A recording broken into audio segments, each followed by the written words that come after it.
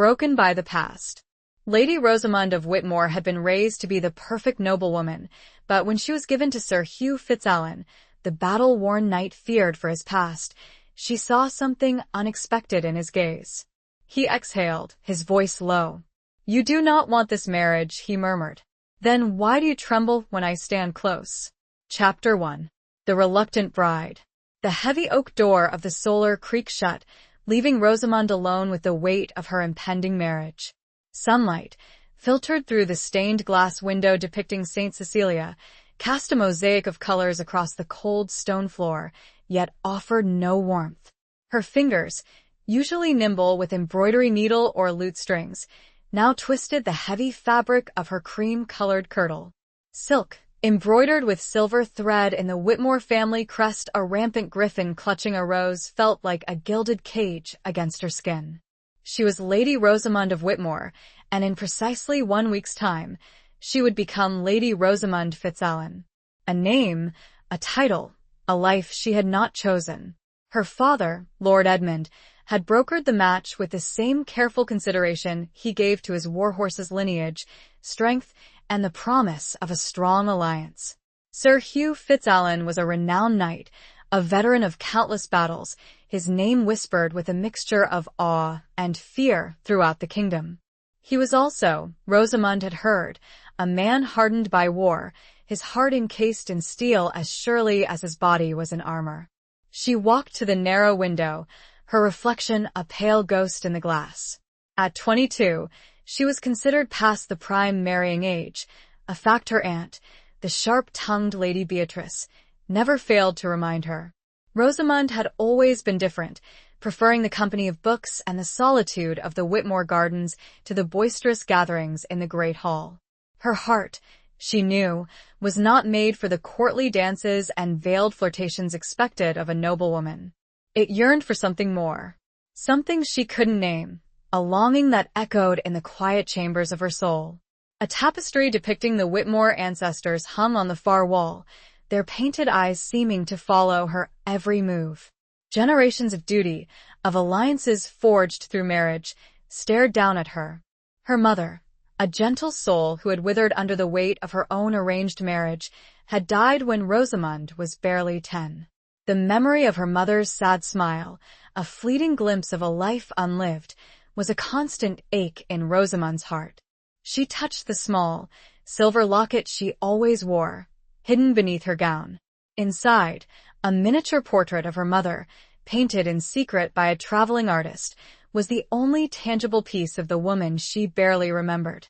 It was a reminder of a love that had been stifled, a life that had been sacrificed on the altar of duty.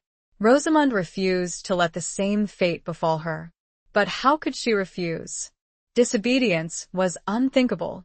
Her brother, Thomas, the heir to Whitmore, was a hot-headed young man, eager to prove himself in battle. He would never understand her reluctance, her quiet rebellion.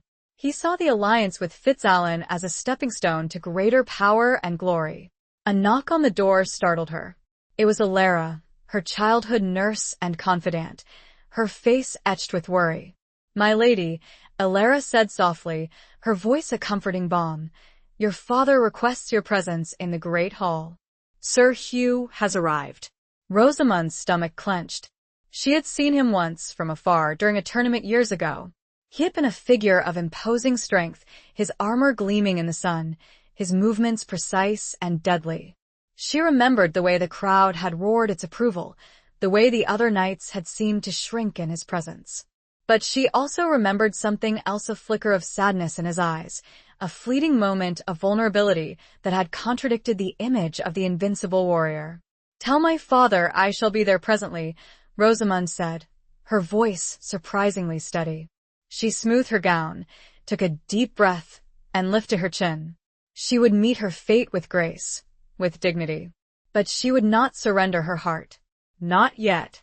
The great hall was a cacophony of sounds, the clatter of plates, the boisterous laughter of men-at-arms, the strumming of a lute in the minstrel's gallery. The air was thick with the scent of roasted meat, wine, and wood smoke. Lord Edmund sat at the high table, his face flushed with wine and pride. Beside him, a figure stood silhouetted against the flickering light of the massive fireplace. Sir Hugh Fitzallen. He was taller than she remembered, broader of shoulder. His dark hair, streaked with silver at the temples, was pulled back from a face that was both handsome and harsh. Lines of battle, of hardship, were etched around his eyes and mouth. He wore a simple tunic of dark blue, the only adornment a heavy silver chain bearing the Fitzallen crest, a clenched fist holding a broken sword. As Rosamond approached, the hall fell silent. All eyes were on her, assessing, judging. She felt a blush rise to her cheeks, but she kept her gaze fixed on her father. "Rosamond," Lord Edmund said, his voice booming across the hall, "may I present Sir Hugh Fitzallen, your betrothed?" Sir Hugh stepped forward, his movements surprisingly graceful for a man of his size. He bowed low, his eyes, the color of a stormy sea, meeting hers. There was no warmth in his gaze, no hint of welcome, only a cold, assessing scrutiny. "Lady Rosamond," he said, his voice a deep rumble, "it is an honor." The words were formal, courteous, yet Rosamond felt a shiver run down her spine. It was the voice of a man accustomed to command, a man who expected obedience. She curtsied deeply, her voice barely a whisper. "Sir Hugh." Lord Edmund beamed, oblivious to the tension that crackled in the air. "A toast," he declared, raising his goblet. "To the union of Whitmore and Fitzallen. May it bring us strength and prosperity." The hall erupted in cheers, the sound echoing off the high, vaulted ceiling. Rosamond forced a smile, her heart pounding against her ribs like a trapped bird. Sir Hugh remained silent, his gaze still fixed on her. He raised his own goblet, but his eyes held a question, a challenge. And in that moment, Rosamond saw it again, that fleeting glimpse of vulnerability, that hint of something hidden beneath the surface of the hardened warrior. He exhaled, his voice low, barely audible above the din. "You do not want this marriage," he murmured. Rosamond's breath caught in her throat. His words were a direct hit, an arrow piercing the carefully constructed facade she had erected. She met his gaze, her own eyes filled with a mixture of defiance and fear. "Then why do you tremble when I stand close?" he asked. The question was more a caress of steel than words strung together. It left Rosamond off balance, the room tilting a little under the weight of his unyielding stare, and the unasked question that lay between them, vast and unseen. Chapter 2. Scars of the Past. The feast stretched on, an endless procession of roasted meats, spiced wines, and boisterous conversation. Rosamond sat beside Sir Hugh at the high table, a silent observer in a sea of revelry. He ate sparingly, his attention seemingly focused on the swirling patterns of the wine in his goblet. He spoke little, answering her father's questions with curt nods and monosyllabic replies. Rosamond tried to study him, to decipher the enigma that he presented. His hands, she noticed, were scarred, the marks of countless battles etched into his skin. One scar, a jagged line that ran across the back of his left hand, seemed particularly prominent. She wondered about the story behind it, the pain it represented. He caught her staring, his eyes narrowing slightly. "Do my scars offend you, Lady Rosamond?" he asked, his voice low and laced with a hint of something that might have been amusement, or perhaps scorn. She flushed, embarrassed to have been caught. "No, Sir Hugh," she stammered. I was merely curious." He raised an eyebrow, a gesture that spoke volumes. "Curiosity is a dangerous trait in a woman, my lady, especially in these times." His words were a veiled warning, a reminder of the precariousness of her position. She was a pawn in a game of power, her feelings irrelevant. Yet, she couldn't help but feel a spark of defiance. "Perhaps," she replied, her voice steadier than she felt, "but it is also a trait that can lead to understanding." He studied her for a long moment, his gaze intense and unwavering. Then, a flicker of something surprise, perhaps even respect, crossed his face. He gave a short, almost imperceptible nod. "Understanding," he murmured, more to himself than to her, "is a rare commodity." The conversation lapsed, and Rosamond was left to her own thoughts. She watched the dancers swirling in the center of the hall, their colorful gowns a blur of motion. She listened to the minstrel songs, tales of chivalry and romance, of brave knights and fair maidens. But none of it resonated with her. The reality of her situation was far removed from the idealized world of the songs. Later, as the feast began to wind down, Lord Edmund summoned Rosamond and Sir Hugh to his private solar. The room was smaller, more intimate than the great hall, lit by a single flickering candle. A fire crackled in the hearth, casting dancing shadows on the walls. "Rosamond, Hugh," Lord Edmund said, his voice slightly slurred with wine, "I have arranged for you to spend some time together tomorrow. A walk in the gardens, perhaps a ride in the forest. It is important that you get to know each other before the wedding." Rosamond's heart sank. The thought of spending time alone with Sir Hugh filled her with a mixture of trepidation and something else. A strange, unsettling curiosity. Sir Hugh nodded, his expression unreadable. "As you wish, my lord." The next morning dawned gray and overcast, the sky a mirror of Rosamond's mood. She dressed in a simple gown of green wool, her hair braided and pinned beneath a linen wimple. Alara helped her into a warm cloak, her hands lingering on Rosamond's shoulders. "Be careful, my lady," Alara whispered, her eyes filled with concern. "Sir Hugh is a dangerous man." Rosamond knew that Alara's fears were not unfounded. The stories of Sir Hugh's ruthlessness on the battlefield were legendary. But there was also something else, something that Alara couldn't see, something that Rosamond herself was only beginning to understand. She found Sir Hugh waiting for her in the courtyard. He was dressed in a leather jerkin and breeches, a sword strapped to his side. He looked more like a warrior than a nobleman, a man more at home on the battlefield than in a castle. He greeted her with a curt nod. "Lady Rosamond." "Sir Hugh," she replied, her voice barely a whisper. They walked in silence through the gardens, the only sound the crunch of their footsteps on the gravel paths. The roses were past their prime, their petals withered and brown. The air was heavy with the scent of damp earth and decaying leaves. "This garden was my mother's favorite place," Rosamond said softly, breaking the silence. "She used to spend hours here, tending to the flowers." Sir Hugh glanced at her, a flicker of surprise in his eyes. "You remember your mother?" "Not very well," Rosamond admitted. "She died when I was young. But I remember her kindness, her gentleness." He nodded, his gaze returning to the path ahead. "Kindness and gentleness are not always virtues in this world, my lady." "Perhaps not," Rosamond said, "but they are qualities I value." They reached a small, secluded bench overlooking a pond. Sir Hugh gestured for her to sit. He remained standing, his body tense, his eyes scanning the surrounding trees. "Tell me, Lady Rosamond," he said abruptly, "why did you agree to this marriage?" The question caught her off guard. She had expected him to ask about her dowry, her family connections, the strategic advantages of the alliance.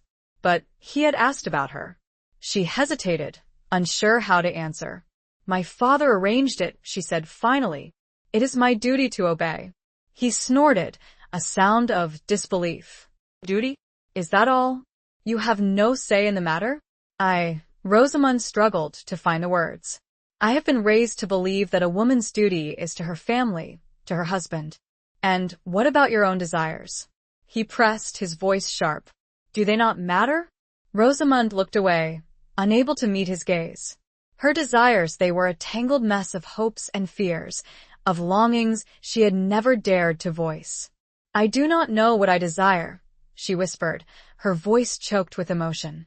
He was silent for a long moment, his gaze fixed on her. Then, he reached out and gently touched her chin, forcing her to look at him. "Look at me, Rosamond," he said, his voice surprisingly gentle. "I am not a monster. I am a man, scarred by war, burdened by duty, yes. But I am not without feeling."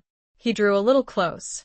"I have seen death, held friends as their lives poured out onto blood-soaked earth." His words were low, raw with a pain she could almost touch. "I've no wish to cage a songbird only to watch it wither. But I will protect you if you'll have it."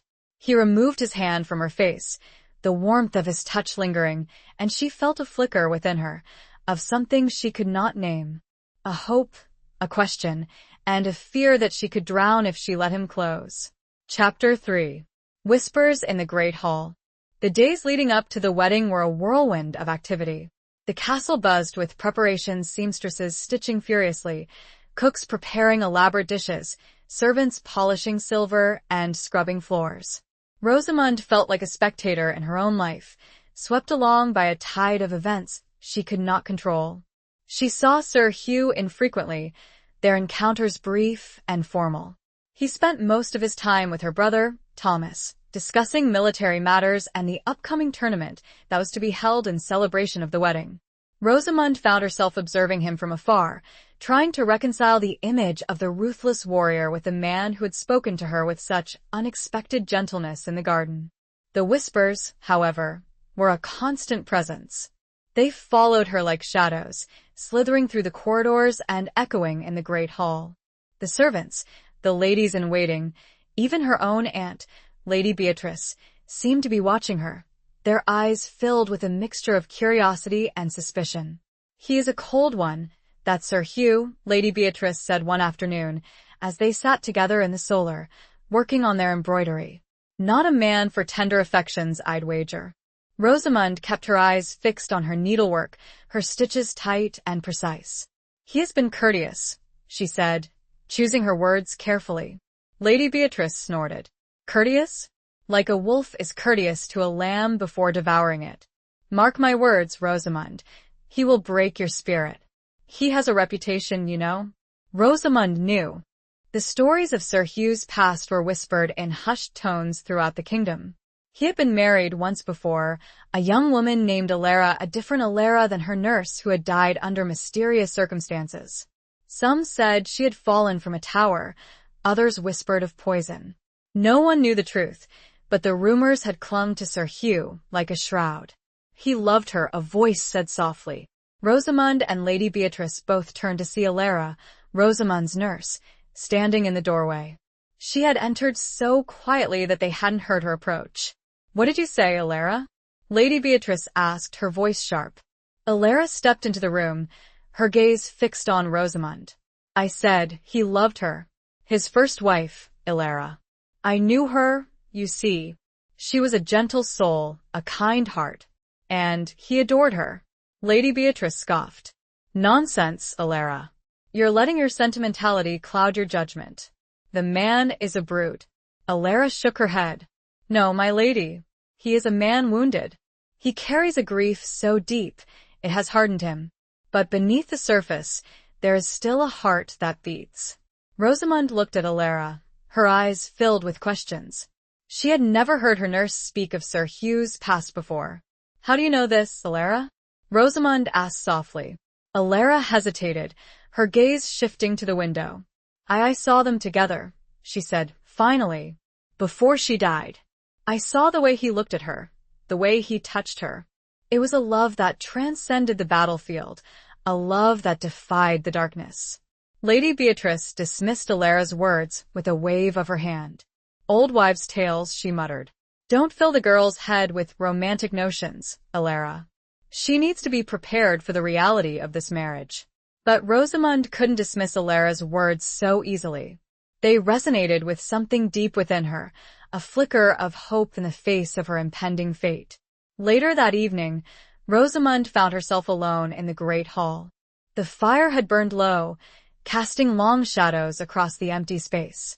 She walked to the high table where she had sat beside Sir Hugh during the feast. She touched the cold, smooth surface of the wood, imagining him there, his presence filling the space. A sound startled her. She turned to see Sir Hugh standing in the doorway, his figure silhouetted against the flickering light of the torches. "I did not mean to disturb you," he said, his voice low. "You did not," Rosamund replied. "I was merely reflecting." He walked towards her, his footsteps echoing in the silence. He stopped a few feet away, his eyes searching hers. "Reflecting on what, my lady?" She hesitated, unsure whether to voice the questions that had been swirling in her mind. but something in his gaze, a vulnerability she had glimpsed before, emboldened her. "On your first wife," she said softly. "Alara told me she said you loved her." His expression hardened, his eyes clouding with pain. He turned away, his gaze fixed on the dying embers in the fireplace. "Alara speaks out of turn," he said, his voice tight. "But is it true?" Rosamund pressed, her voice barely a whisper. He was silent for a long moment, the only sound the crackling of the fire. Then, he turned back to her, his face etched with a grief so profound, it took her breath away. "Yes," he said, his voice raw. "I loved her. More than life itself." He took a step closer, his eyes locking with hers. "And her death, it nearly destroyed me. I built walls around my heart, Rosamund, walls of stone and steel.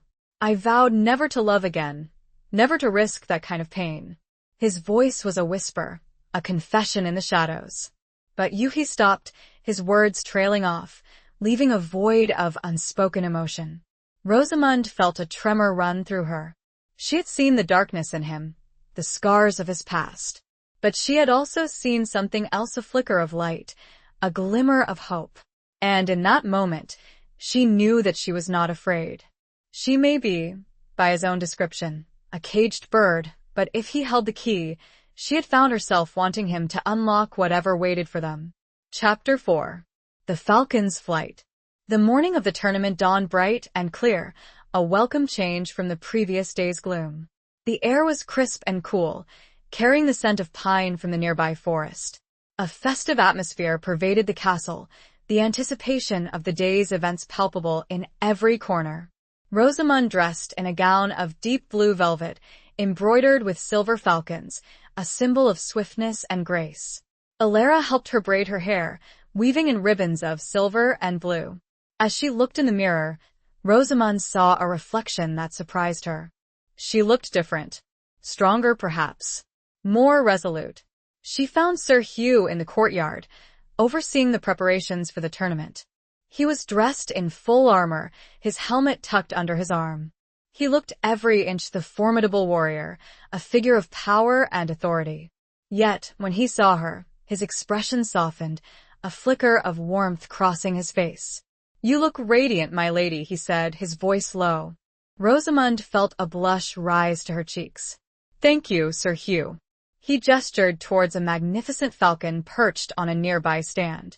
"This is Shadow," he said. "My hunting companion. He is swift and fierce, but also loyal and true." Rosamund approached the falcon cautiously, her eyes drawn to its sharp talons and piercing gaze. The bird regarded her with an intelligent, almost human-like expression. "May I?" she asked, extending her hand. Sir Hugh nodded. He is accustomed to women. "My late wife was a skilled falconer." Rosamund hesitated, the mention of Alara's name casting a shadow over the moment. But she steeled herself and gently stroked the falcon's feathers. The bird remained still, its head cocked to one side. "He is beautiful," Rosamund said softly. "He is," Sir Hugh agreed. "And he will be my eyes in the sky today."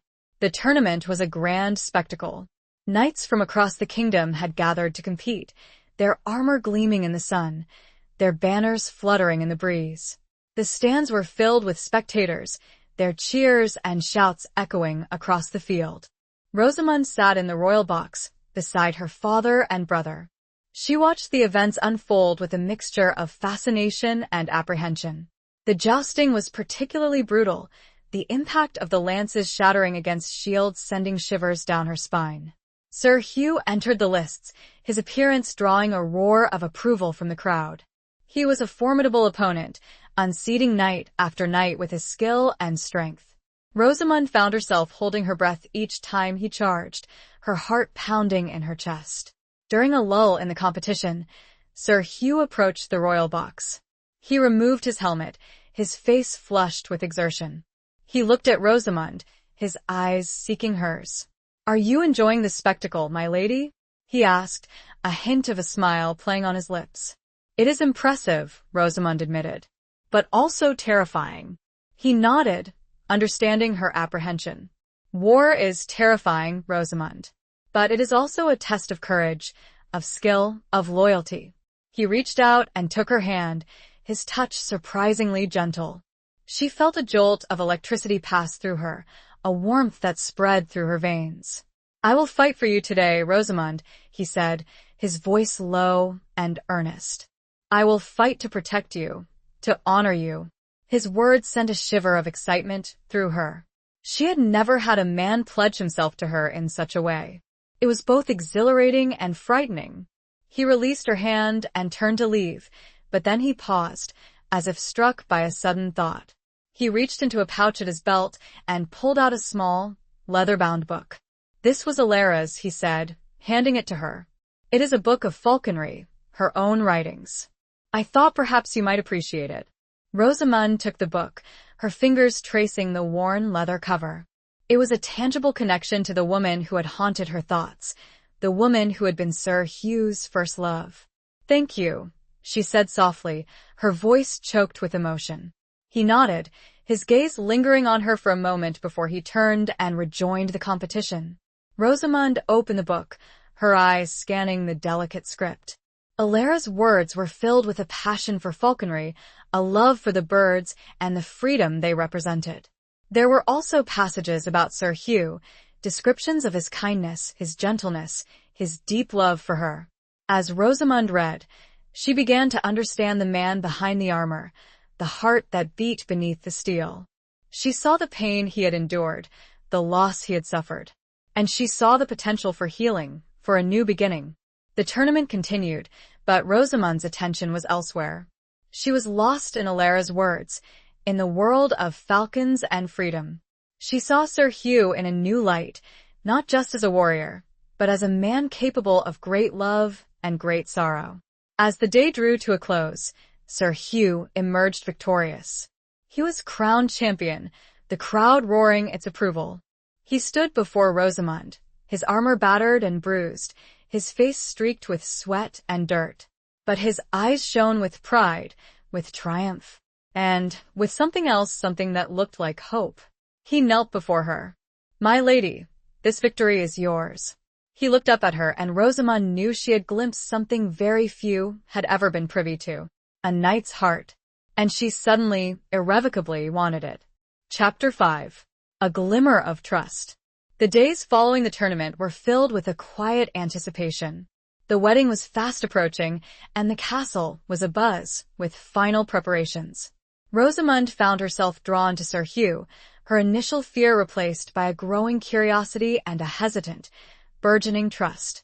She spent hours poring over Alara's book of falconry, learning about the different species of birds, their training, their care. She discovered a hidden world, a world of grace and power, of freedom and connection. She began to understand Alara's passion, her love for these magnificent creatures. One afternoon, she ventured out to the mews, where the falcons were housed. She found Sir Hugh there, tending to Shadow. He looked up as she approached, a flicker of surprise crossing his face. "Lady Rosamund," he said, "what brings you here?" "I wanted to see Shadow again," she said, her voice slightly hesitant. "And I have been reading Alara's book. It is fascinating." He nodded, a hint of a smile playing on his lips. Alara was a gifted falconer. She had a way with birds and with people. He gestured for her to approach. "Would you like to hold Shadow?" Rosamund hesitated, her eyes drawn to the falcon's sharp talons. But she steeled herself and nodded. Sir Hugh showed her how to position her arm, how to hold the jesses, the leather straps attached to the falcon's legs. He stood close behind her, his body a reassuring presence. She felt his breath on her neck, the warmth of his hand as he guided hers. Shadow shifted on her arm, his weight surprisingly substantial. Rosamund felt a thrill of excitement, a connection to this wild, beautiful creature. "He is magnificent," she whispered. "He is," Sir Hugh agreed. "And he trusts you." Rosamund looked at him, her eyes questioning. "How can you tell?" "He is calm," Sir Hugh explained. "He is not afraid. He senses your gentleness." His words warmed her, a feeling of validation spreading through her. She had always felt like an outsider, a misfit in the world of courtly manners and social expectations. But with the falcon on her arm, she felt a sense of belonging, a connection to something larger than herself. They spent the rest of the afternoon together, talking about falcons, about Alara, about their shared love for the natural world. Rosamund discovered a side of Sir Hugh she had not seen before, a gentleness, a vulnerability, a deep appreciation for beauty. He told her about his childhood, about his early training as a knight, about the battles he had fought. He spoke of the horrors of war, the loss of friends, the constant fear of death. But he also spoke of the camaraderie, the loyalty, the sense of purpose that had sustained him. Rosamund listened, her heart aching for the pain he had endured. She began to understand the scars he carried, both visible and invisible. She saw the man behind the warrior, the human being who had been shaped by tragedy and triumph. As the sun began to set, they walked back to the castle together. The air was cool and crisp, the sky a canvas of orange and purple. "Thank you," Rosamund said softly, "for showing me Shadow. And for sharing your stories." He nodded, his gaze lingering on her. "I have not spoken of these things in a long time," he admitted. "It is easier with you." His words sent a shiver of warmth through her. She realized that she was beginning to trust him, to feel comfortable in his presence. It was a fragile, tentative trust, but it was real. They reached the castle gates, and Sir Hugh paused, his hand on the heavy iron latch. He looked at her, his eyes filled with a mixture of emotions, sadness, longing, and something else, something that looked like hope. "Rosamund," he said, his voice low and hesitant, I know this marriage is not what you wanted, but I hope that, in time, we can find some happiness together." His words touched her deeply. She had never expected him to acknowledge her feelings, to offer her the possibility of happiness. "I hope so too, Hugh," she said, her voice barely a whisper. He reached out and gently touched her cheek, his fingers lingering on her skin. She felt a jolt of electricity pass through her, a warmth that spread through her veins. It was a simple gesture, a fleeting touch, but it spoke volumes. It was an acknowledgement. He opened the gate, and they stepped inside the castle walls. The sounds of the evening preparations, the clatter of plates, the laughter of servants, the strumming of a lute filled the air.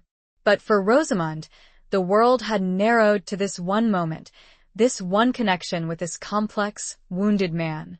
A glimmer of trust, a spark of hope, had been ignited between them. And she knew, with a certainty that surprised her, that she was no longer afraid.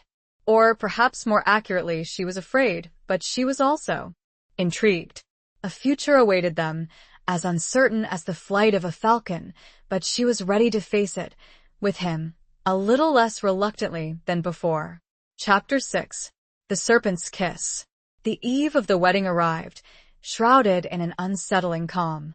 The castle was festooned with flowers and ribbons, the great hall prepared for a grand feast. Yet, beneath the surface of celebration, a current of unease flowed through Rosamund. Lady Beatrice, ever the harbinger of doom, had been particularly sharp-tongued that day. "Remember, Rosamund," she had hissed, her eyes narrowed. "A serpent may shed its skin, but it remains a serpent. Do not be fooled by his courteous facade. Sir Hugh has darkness in him." Rosamund had tried to ignore her aunt's words, but they had planted a seed of doubt in her mind. She had seen the gentleness in Sir Hugh, the vulnerability he had revealed. But she also knew that he was a man of war, a man capable of great violence. She found herself seeking solace in Alara's book of falconry. She read the passages about Shadow, about Alara's love for the bird and for Sir Hugh. She tried to find comfort in the words, in the connection to the woman who had known him best. As dusk settled, Rosamund was summoned to her father's solar. Lord Edmund was seated at his desk, a letter in his hand. His face was grim, his expression troubled. "Rosamund," he said, his voice heavy, "I have received disturbing news." Rosamund's heart clenched. "What is it, father?" "There are rumors," he said, his gaze fixed on the letter, "of a plot against Sir Hugh. A conspiracy to remove him from power." Rosamund's breath caught in her throat. Who would do such a thing? Lord Edmund hesitated, his eyes meeting hers. "There are those who fear his strength, his influence." those who see him as a threat. He paused, then added, and there are those who still whisper about his first wife's death. They believe he was responsible. Rosamund felt a chill run down her spine. The old rumors, the whispers she had tried to ignore, resurfaced with renewed force. But that is not true, she said, her voice trembling. He loved Alara. Lord Edmund sighed. Perhaps. But rumors have a way of taking on a life of their own. And in these times, perception is often more powerful than truth. He stood and walked to the window, his gaze fixed on the darkening sky. I have taken precautions, he said. I have increased the guard, strengthened the defenses. But I fear it may not be enough. He turned back to Rosamund, his eyes filled with a mixture of concern and determination. You must be careful, Rosamund, he said. You are now bound to Sir Hugh, your fates intertwined. If he falls, you fall with him. His words were a stark reminder of the precariousness of her situation. She was not just a bride, she was a political pawn, her life inextricably linked to the fortunes of her husband.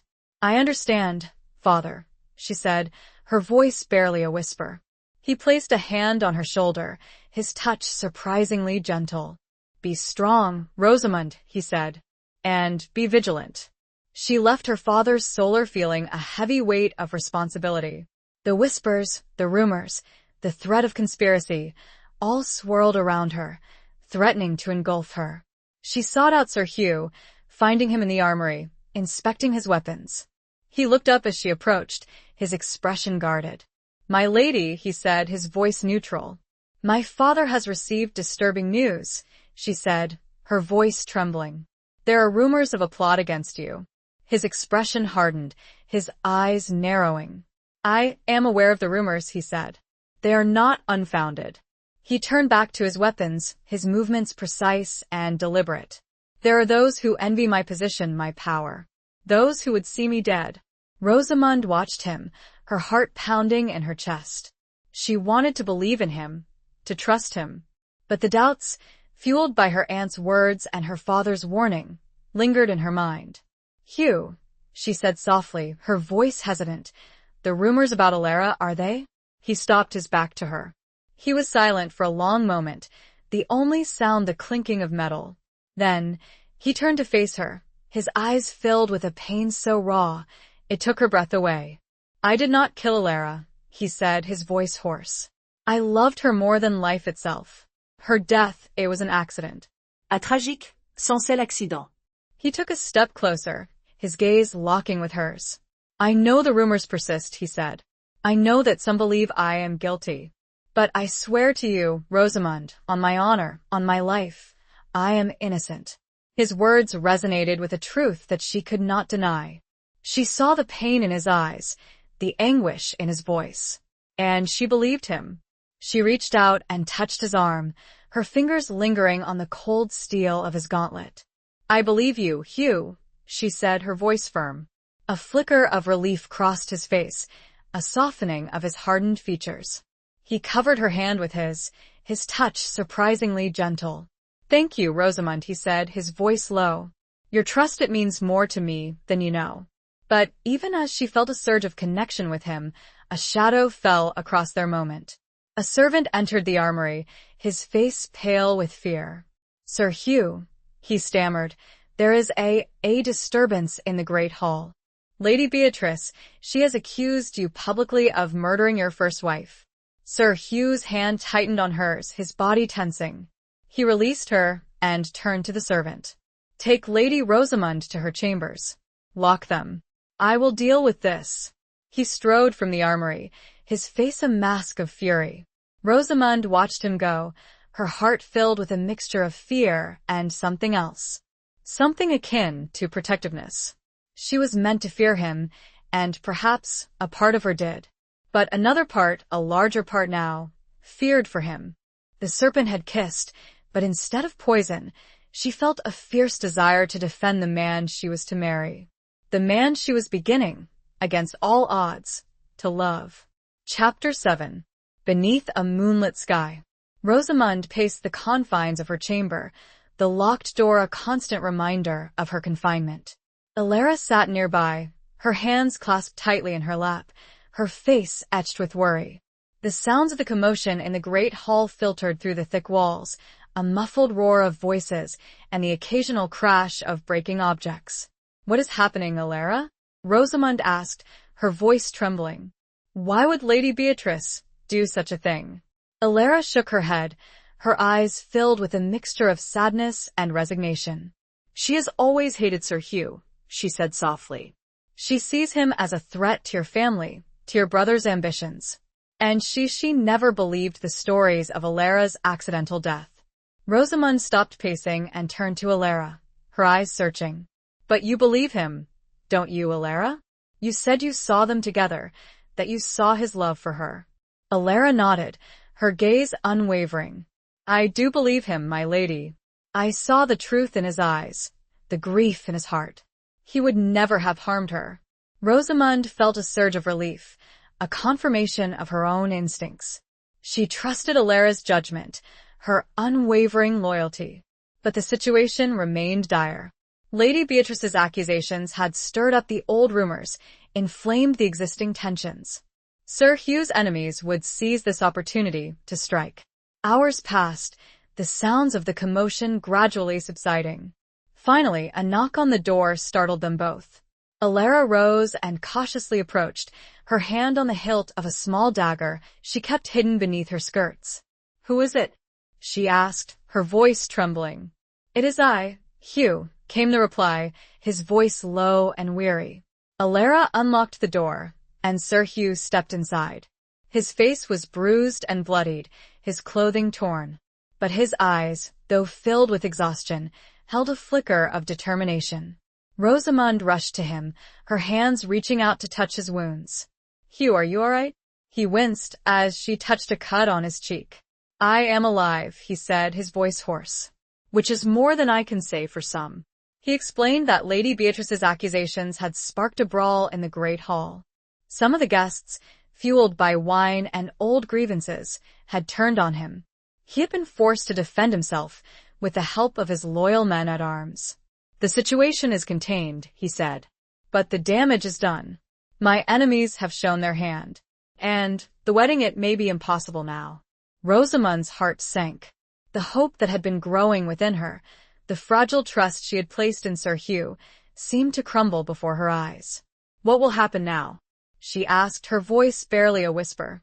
He looked at her, his eyes filled with a mixture of sadness and regret.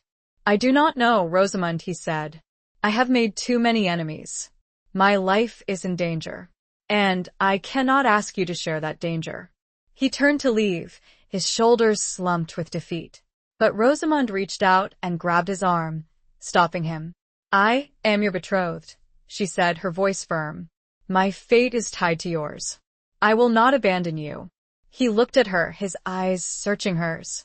He saw the determination in her gaze, the unwavering loyalty in her stance. And he saw something else, something that took his breath away. He saw love. He reached out and gently cupped her face in his hands, his touch surprisingly tender. "Rosamond," he whispered, his voice choked with emotion, "you are extraordinary." He leaned down and kissed her, his lips soft and hesitant at first, then growing firmer, more passionate. Rosamond responded, her arms wrapping around his neck, her body pressing against his.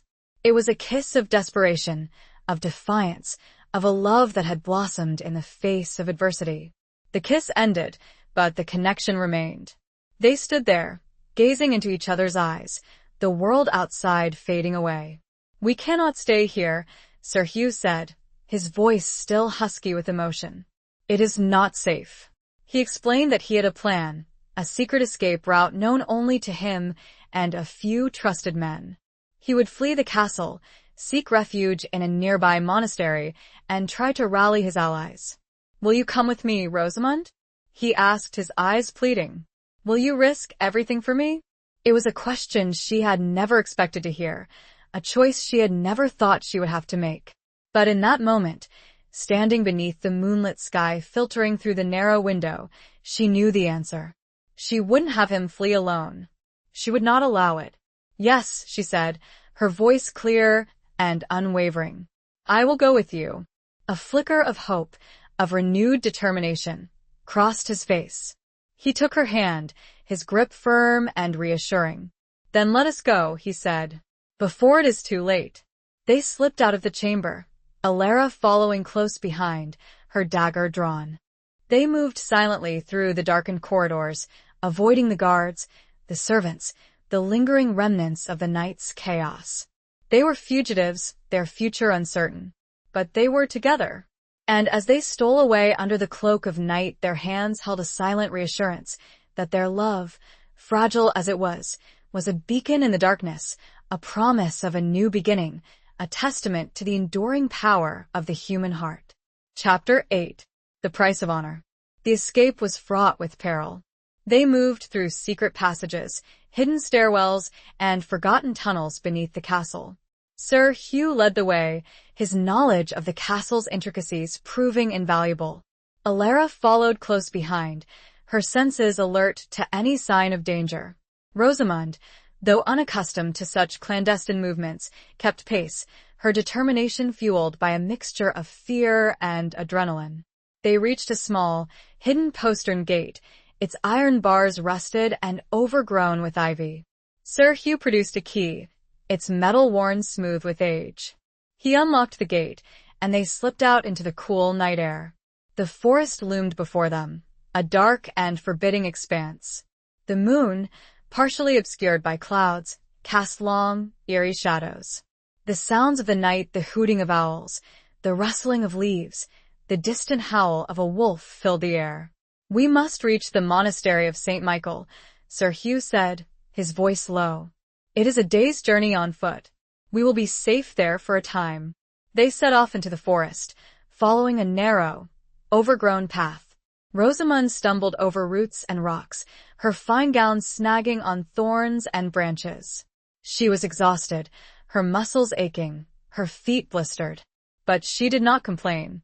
She knew that Sir Hugh was bearing a heavier burden, the weight of responsibility for their safety, for his own survival. They walked for hours, pausing only briefly to rest and drink from a small stream. The forest was a labyrinth of shadows and whispers, a place of both beauty and danger. Rosamund found herself clinging to Sir Hugh's arm, drawing strength from his presence. As dawn approached, they reached a clearing. Sir Hugh stopped, his gaze fixed on a distant hill. "There," he said, pointing. "The monastery. We are almost there."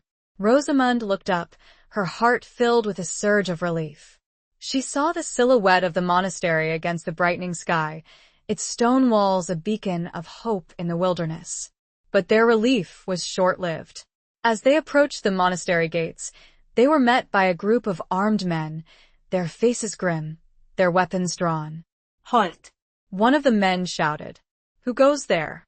Sir Hugh stepped forward, his hand on the hilt of his sword. "I am Sir Hugh Fitzalan," he said, his voice ringing with authority. "I seek sanctuary." The leader of the men, a burly figure with a scarred face, stepped forward.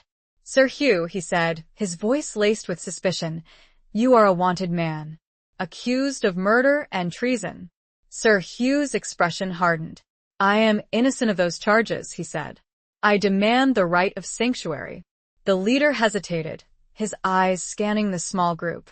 He saw Rosamund, her face pale but resolute, Alara, her hand on her dagger, and Sir Hugh, his body tense, ready to fight. "The abbot has been informed of your arrival," the leader said finally. "He has agreed to grant you sanctuary, but under certain conditions." Sir Hugh narrowed his eyes. "What conditions?" "You must surrender your weapons," the leader said. "And you must agree to remain within the monastery walls. You will be under observation." It was a humiliating demand, a blow to Sir Hugh's pride. But he knew he had no choice. He was outnumbered, exhausted, and desperate for refuge. "I agree," he said, his voice tight. He unbuckled his sword and handed it to the leader. Alara reluctantly surrendered her dagger. Rosamund, though unarmed, felt a shiver of apprehension. They were prisoners, not guests. They were escorted into the monastery, a stark and austere structure of stone and wood. The monks, clad in simple brown robes, moved silently through the corridors, their faces impassive. The air was heavy with the scent of incense and beeswax. They were shown to a small, sparsely furnished cell. It contained 2 narrow beds, a wooden table, and a single stool. A small window, barred with iron, offered a limited view of the surrounding countryside. "This will be your accommodation," the leader said, his voice devoid of warmth. "You will be provided with food and water. But you are not to leave this cell without permission." He left, locking the door behind him. Rosamund and Sir Hugh were alone, confined within the cold, stone walls. Rosamund looked at Sir Hugh, her eyes filled with concern. He sat on one of the beds, his head in his hands, his body slumped with exhaustion and defeat. "Hugh," she said softly, approaching him. "Are you all right?" He looked up, his eyes filled with a mixture of despair and anger. "I am a prisoner," he said, his voice bitter. "Stripped of my honor, my freedom. My enemies have won." Rosamund knelt beside him, placing a hand on his arm. "We are safe for now," she said. "That is all that matters." He shook his head. "This is not safety, Rosamund. This is a gilded cage. I am trapped, unable to defend myself, unable to clear my name." He stood and began to pace the small cell, his frustration evident in every movement. "I should have fought," he said. "I should have died fighting, rather than surrender like this." Rosamund stood and faced him, her eyes flashing with anger. "Do not speak like that, Hugh," she said. "You did what you had to do. You protected us. You saved our lives." He stopped pacing and looked at her, his gaze softening. He saw the fire in her eyes, the strength in her stance. And he saw the love that had blossomed between them, a love that had endured the trials of their escape. He exhaled. "You shame me, my love. My fear speaks louder than my reason." He knelt, taking her hands. "The price of my honor it is you. And I fear I will never be worthy of the cost." Rosamund felt tears welling in her eyes. She had never heard him speak with such vulnerability, such raw emotion. She knelt beside him, wrapping her arms around him, and in the cold, sterile confines of the monastery cell, she felt a fragile hope flicker as she knew a battle waited, and that it was a battle she and he would face together, at any price. Chapter 9. Echoes of War. Days turned into weeks within the monastery's confines. The monks provided for their basic needs, but the atmosphere remained tense and watchful. Sir Hugh chafed under the restrictions, his warrior spirit struggling against the enforced inactivity. Rosamund, while grateful for the sanctuary, felt the weight of their uncertain future pressing down on her. She spent much of her time reading Alara's book of falconry, finding solace in the familiar words and the connection to Sir Hugh's past. She also began to explore the monastery, discovering a hidden garden, a small library filled with ancient texts, and a chapel where the monks chanted their prayers. She found a quiet strength in the rhythm of the monastery life, the daily rituals of prayer and contemplation. She began to understand the monks' devotion, their search for peace and meaning in a world filled with chaos and violence. Sir Hugh, however, struggled to find peace.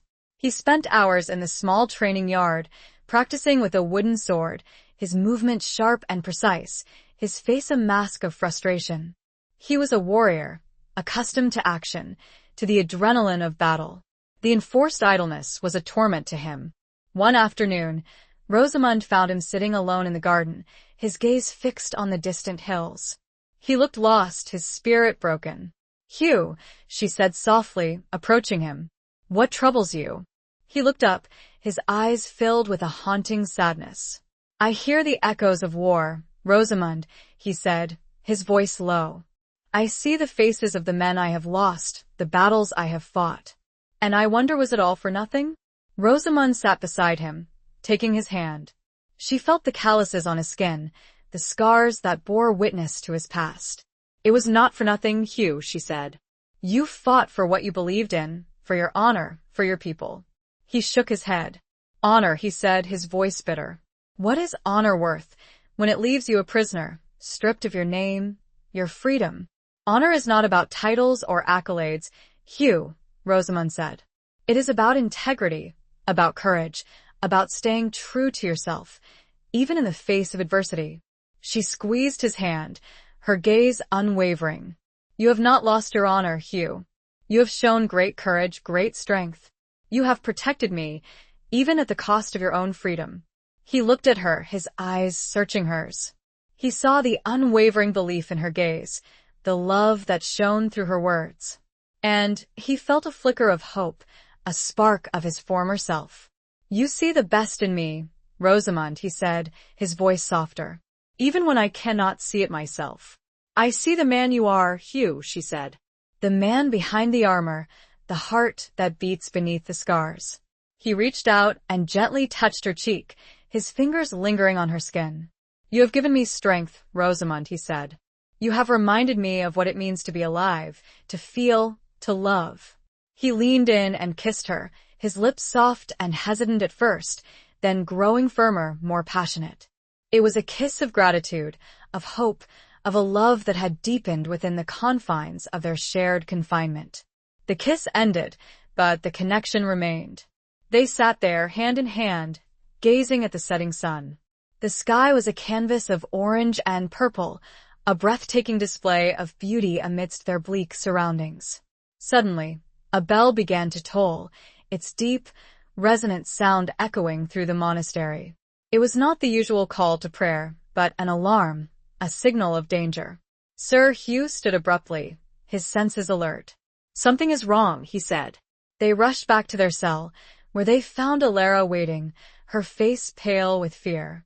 The monastery is under attack, she said, her voice trembling. Sir Hugh's enemies, they have found us. Sir Hugh's expression hardened, his eyes flashing with anger. They will not take me without a fight, he said.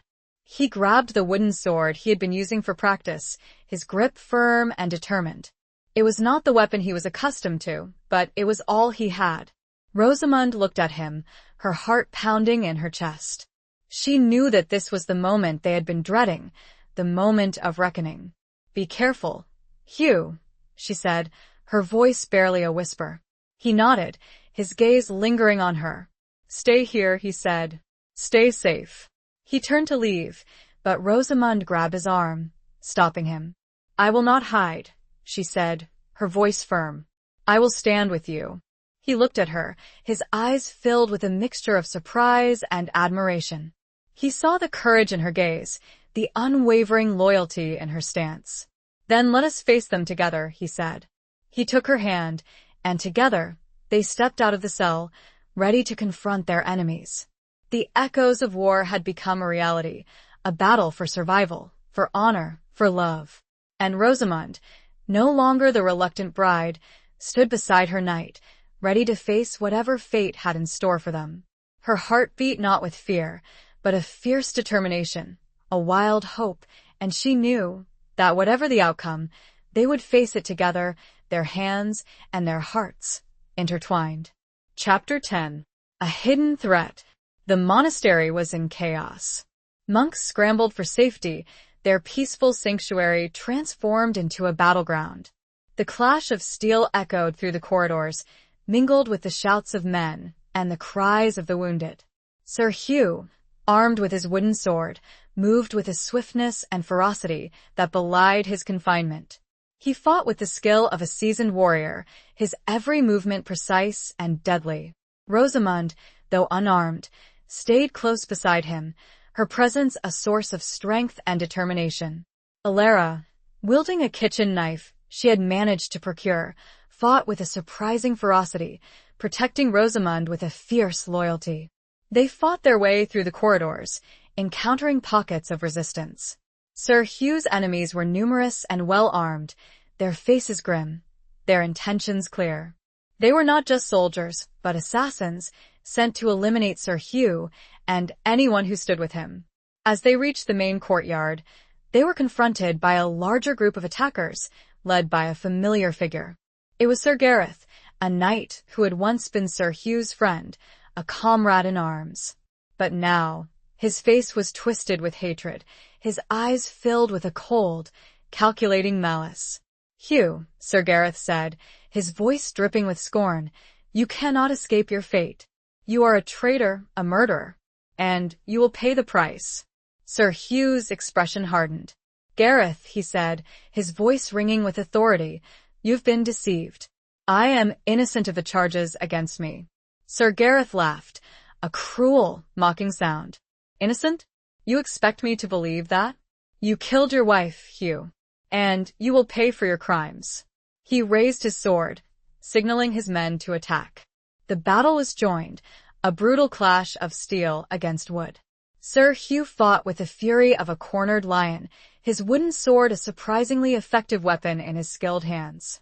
He parried blows, dodged attacks, and struck back with a force that stunned his opponents. Rosamund watched in horror as Sir Hugh fought, her heart pounding in her chest.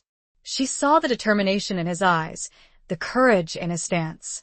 But she also saw the exhaustion creeping into his movements, the desperation in his attacks. He was outnumbered, outmatched. Suddenly, a cry of pain pierced the air. Rosamund turned to see Alara fall to the ground, a sword wound in her side. She rushed to her nurse's side, her hands trembling as she tried to staunch the bleeding. "Alara," she cried, her voice choked with emotion. "Hold on." Sir Hugh, seeing Alara fall, roared with rage. He fought with renewed ferocity, cutting down 2 of his attackers in quick succession. But he was surrounded, his enemies closing in. Sir Gareth, seeing his opportunity, lunged at Sir Hugh, his sword aimed at his heart. Rosamund screamed, a desperate, piercing cry. But then, something unexpected happened. A figure emerged from the shadows, a monk clad in simple brown robes. He moved with a swiftness that belied his age, his movements fluid and graceful. He intercepted Sir Gareth's attack, deflecting his sword with a wooden staff. The monk was Abbot Thomas, the leader of the monastery. He was known for his piety, his wisdom, his peaceful nature. But now, he was a warrior, fighting to protect his sanctuary and the people within it. "Enough!" Abbot Thomas shouted, his voice ringing with authority. "This violence must end." He engaged Sir Gareth in a duel, his wooden staff a surprisingly effective weapon against the knight's steel sword. The 2 men fought with a skill and intensity that stunned the onlookers. Rosamund, tending to Alara's wound, watched in amazement. She had never seen the abbot display such martial prowess. It was as if a hidden strength had been revealed, a warrior's spirit awakened. The battle raged on, but the tide had turned. The monks, inspired by their abbot's courage, joined the fight, wielding whatever makeshift weapons they could find. The attackers, surprised by the unexpected resistance, began to falter. Sir Hugh, seeing the shift in momentum, rallied his strength. He fought his way to Abbot Thomas's side, and together, they drove back Sir Gareth and his men. The attackers, realizing they were defeated, retreated, fleeing the monastery in disarray. The battle was over. Rosamund, exhausted and relieved, helped Alara to her feet. The wound was serious, but not life-threatening. They found a quiet corner of the courtyard, where Rosamund tended to her nurse's injuries. Sir Hugh approached them, his face streaked with sweat and blood. He knelt beside Rosamund, his eyes filled with concern. "Are you all right?" he asked. Rosamund nodded, her gaze meeting his. "We are alive," she said. "Thanks to you, and to Abbot Thomas." Sir Hugh looked towards the abbot, who was standing a short distance away, surrounded by his monks. He approached the abbot, bowing his head in respect. "Abbot Thomas," he said, his voice filled with gratitude, "you saved our lives.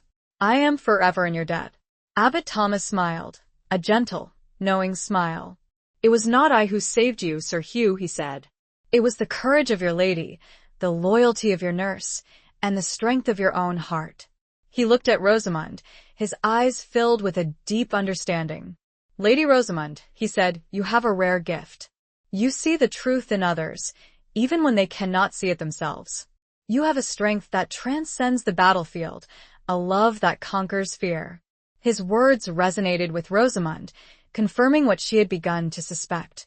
The attack on the monastery had revealed a hidden threat, a conspiracy that reached far deeper than she had imagined.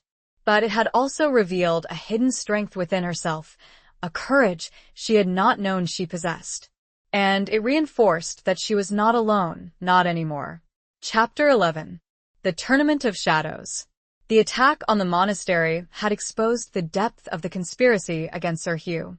It was clear that his enemies were powerful and determined, willing to go to any lengths to eliminate him. Abbot Thomas, after much deliberation and consultation with his advisors, revealed a hidden truth. The conspiracy reached into the highest levels of the kingdom, implicating members of the royal court itself. There is a faction, Abbot Thomas explained, that seeks to destabilize the realm, to seize power for themselves.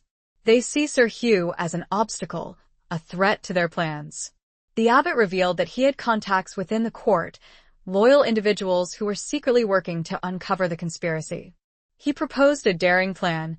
Sir Hugh would return to the capital, under the guise of participating in a grand tournament, a tournament of shadows, as some whispered, already legendary for its danger and intrigue, hosted by the king himself.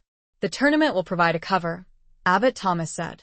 It will allow you to gather information, to identify your enemies, and to expose their plot. It was a risky plan, fraught with peril. But Sir Hugh saw it as his only chance to clear his name, to protect Rosamund, and to save the kingdom from falling into chaos. Rosamund, though fearful for his safety, supported his decision. She knew that he could not remain a fugitive forever, hiding in the shadows. He needed to confront his enemies, to fight for his honor and his future. They prepared for their departure, aided by the monks and the abbot's network of contacts. Sir Hugh was provided with a new suit of armor, disguised to conceal his identity. Rosamund was given a simple gown, designed to blend in with the crowds. Alara, still recovering from her wound, insisted on accompanying them, her loyalty unwavering. They left the monastery under the cover of darkness, traveling by secret routes, avoiding the main roads. They were fugitives once more, but this time, they were not running away. They were heading towards the heart of the conspiracy, determined to expose their enemies and reclaim their lives. The journey was arduous, filled with danger and uncertainty. They slept in hidden shelters, ate meager rations, and constantly looked over their shoulders. But they were sustained by their shared purpose, their unwavering love, and their growing trust in each other. They reached the capital, a sprawling city of towering castles, bustling marketplaces, and winding streets. The city was abuzz with excitement, the anticipation of the grand tournament filling the air. Knights from across the kingdom had gathered, their armor gleaming, their banners fluttering in the breeze. Sir Hugh, disguised as a Knight of the Falcon, a name chosen by the late first wife, Alara, registered for the tournament. His true identity was known only to a select few, members of the abbot's network who were working to expose the conspiracy. Rosamund, posing as a simple attendant, watched from the sidelines, her heart pounding with a mixture of fear and excitement. She saw the grandeur of the court, the opulence of the nobles, the pageantry of the tournament. But she also saw the undercurrent of intrigue, the whispers in the shadows, the veiled threats and hidden agendas. The tournament was a brutal affair, a test of skill, strength, and courage. Knights clashed in jousting matches, sword fights, and melee combats. Injuries were common, and deaths were not unheard of. It was a dangerous game, a reflection of the larger political struggle that was playing out beneath the surface. Sir Hugh, fighting under his disguised identity, proved to be a formidable competitor. He unseated knight after knight, his skill and determination evident in every move. He quickly gained a reputation as a mysterious and powerful warrior, drawing the attention of both his allies and his enemies. Rosamund watched his every move, her heart filled with pride and apprehension. She saw the strain on his face, the exhaustion in his eyes. But she also saw the fire of his spirit, the unwavering determination to fight for what he believed in. During a lull in the competition, Rosamund managed to meet with Sir Hugh in secret. They embraced, their love a brief respite from the dangers that surrounded them. "Be careful, Hugh," she whispered, her voice choked with emotion. "I fear for you." He nodded, his gaze lingering on her. "I will be careful, Rosamund," he said. "But I will not back down. I will expose this conspiracy, no matter the cost. He told her that he had made contact with some of the abbot's allies within the court. They were gathering evidence, piecing together the puzzle of the conspiracy. But they were also being watched, their every move scrutinized. There is a traitor among us, Sir Hugh said, his voice low. Someone who is feeding information to our enemies. Rosamund's heart sank. The threat was even closer than they had imagined. Who is it, Hugh? She asked. How can we find them? He shook his head. I do not know, he said. But I will find them, and I will make them pay. The tournament continued, the stakes growing higher with each passing day. Sir Hugh fought his way to the final rounds, his victories drawing both cheers and suspicion. The Tournament of Shadows was living up to its name, the hidden agendas and secret betrayals coming to light. Rosamund, caught in the web of intrigue, found herself playing a dangerous game, gathering information, observing the players, and trying to identify the traitor who threatened to destroy everything they were fighting for. Her heart was on a constant string as fear and desperation pulled at equal measure. Chapter 12. Secrets Unveiled. The final day of the tournament arrived, the atmosphere thick with tension and anticipation. Sir Hugh, still fighting under the guise of the Knight of the Falcon, was set to face his most formidable opponent yet, Sir Gareth, the knight who had betrayed him at the monastery. Rosamund watched from the stands, her heart pounding in her chest. She knew that this was not just a jousting match, it was a battle for survival, a confrontation that would determine their fate. The two knights entered the lists, their armor gleaming in the sun, their lances poised. The crowd roared its approval, the sound echoing across the field. The king himself sat in the royal box, his expression unreadable. The signal was given, and the two knights charged. The impact of their lances was deafening, the sound of splintering wood and shattering metal filling the air. Both knights remained in their saddles, their lances broken. They drew their swords, and the battle continued on foot. It was a brutal clash of steel against steel, a display of skill and strength that left the spectators breathless. Sir Hugh fought with a controlled fury, his every move precise and deadly. Sir Gareth, fueled by hatred and ambition, fought with a reckless abandon. Rosamund watched in horror as the two men battled, her eyes fixed on Sir Hugh. She saw the strain on his face, the exhaustion in his movements. But she also saw the fire of his spirit, the unwavering determination to fight for his honor and his future. Suddenly, Sir Gareth landed a blow, his sword piercing Sir Hugh's armor. Rosamund gasped, her hand flying to her mouth. Sir Hugh stumbled, his arm bleeding. Sir Gareth pressed his advantage, attacking with renewed ferocity. Sir Hugh, weakened by his wound, struggled to defend himself. Rosamund felt a surge of despair. She feared that Sir Hugh was losing, that his enemies would finally triumph. But then, something unexpected happened.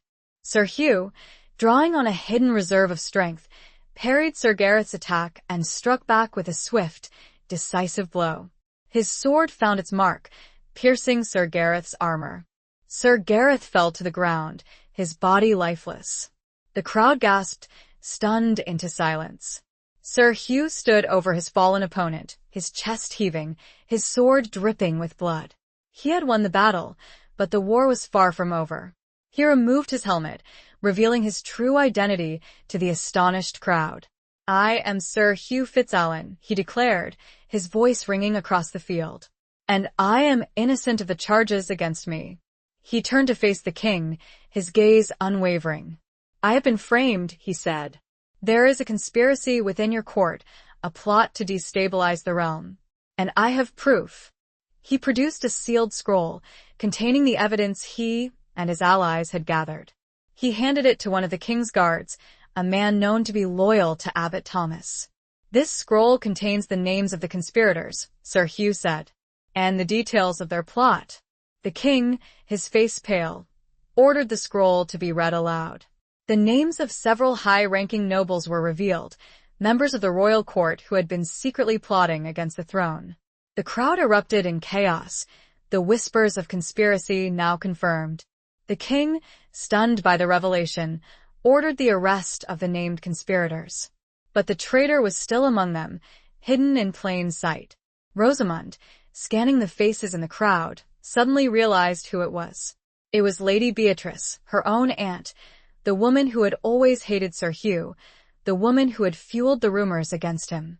Rosamund pointed to her aunt, her voice trembling with a mixture of anger and betrayal. "She is one of them," she cried. "Lady Beatrice is part of the conspiracy."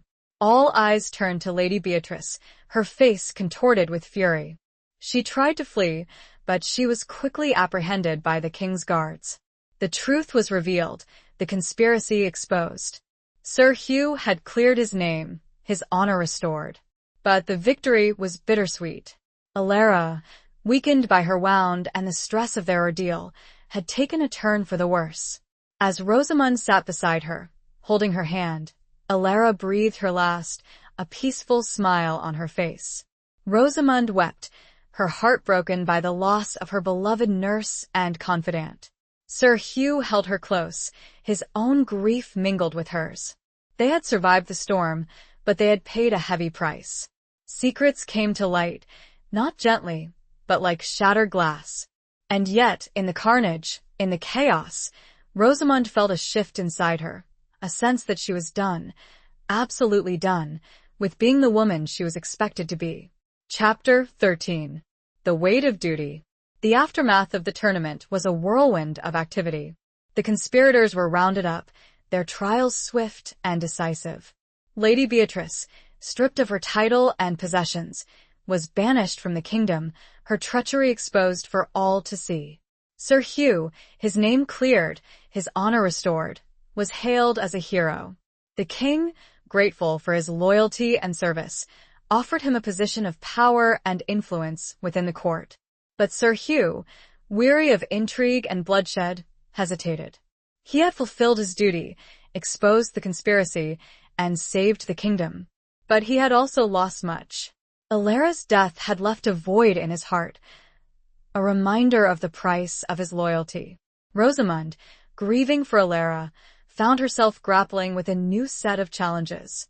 She was no longer the reluctant bride, the sheltered noblewoman. She had faced danger, witnessed betrayal, and discovered a strength within herself she had not known she possessed. She was now Lady Rosamund Fitzalan, the wife of a renowned knight, a woman of influence and responsibility.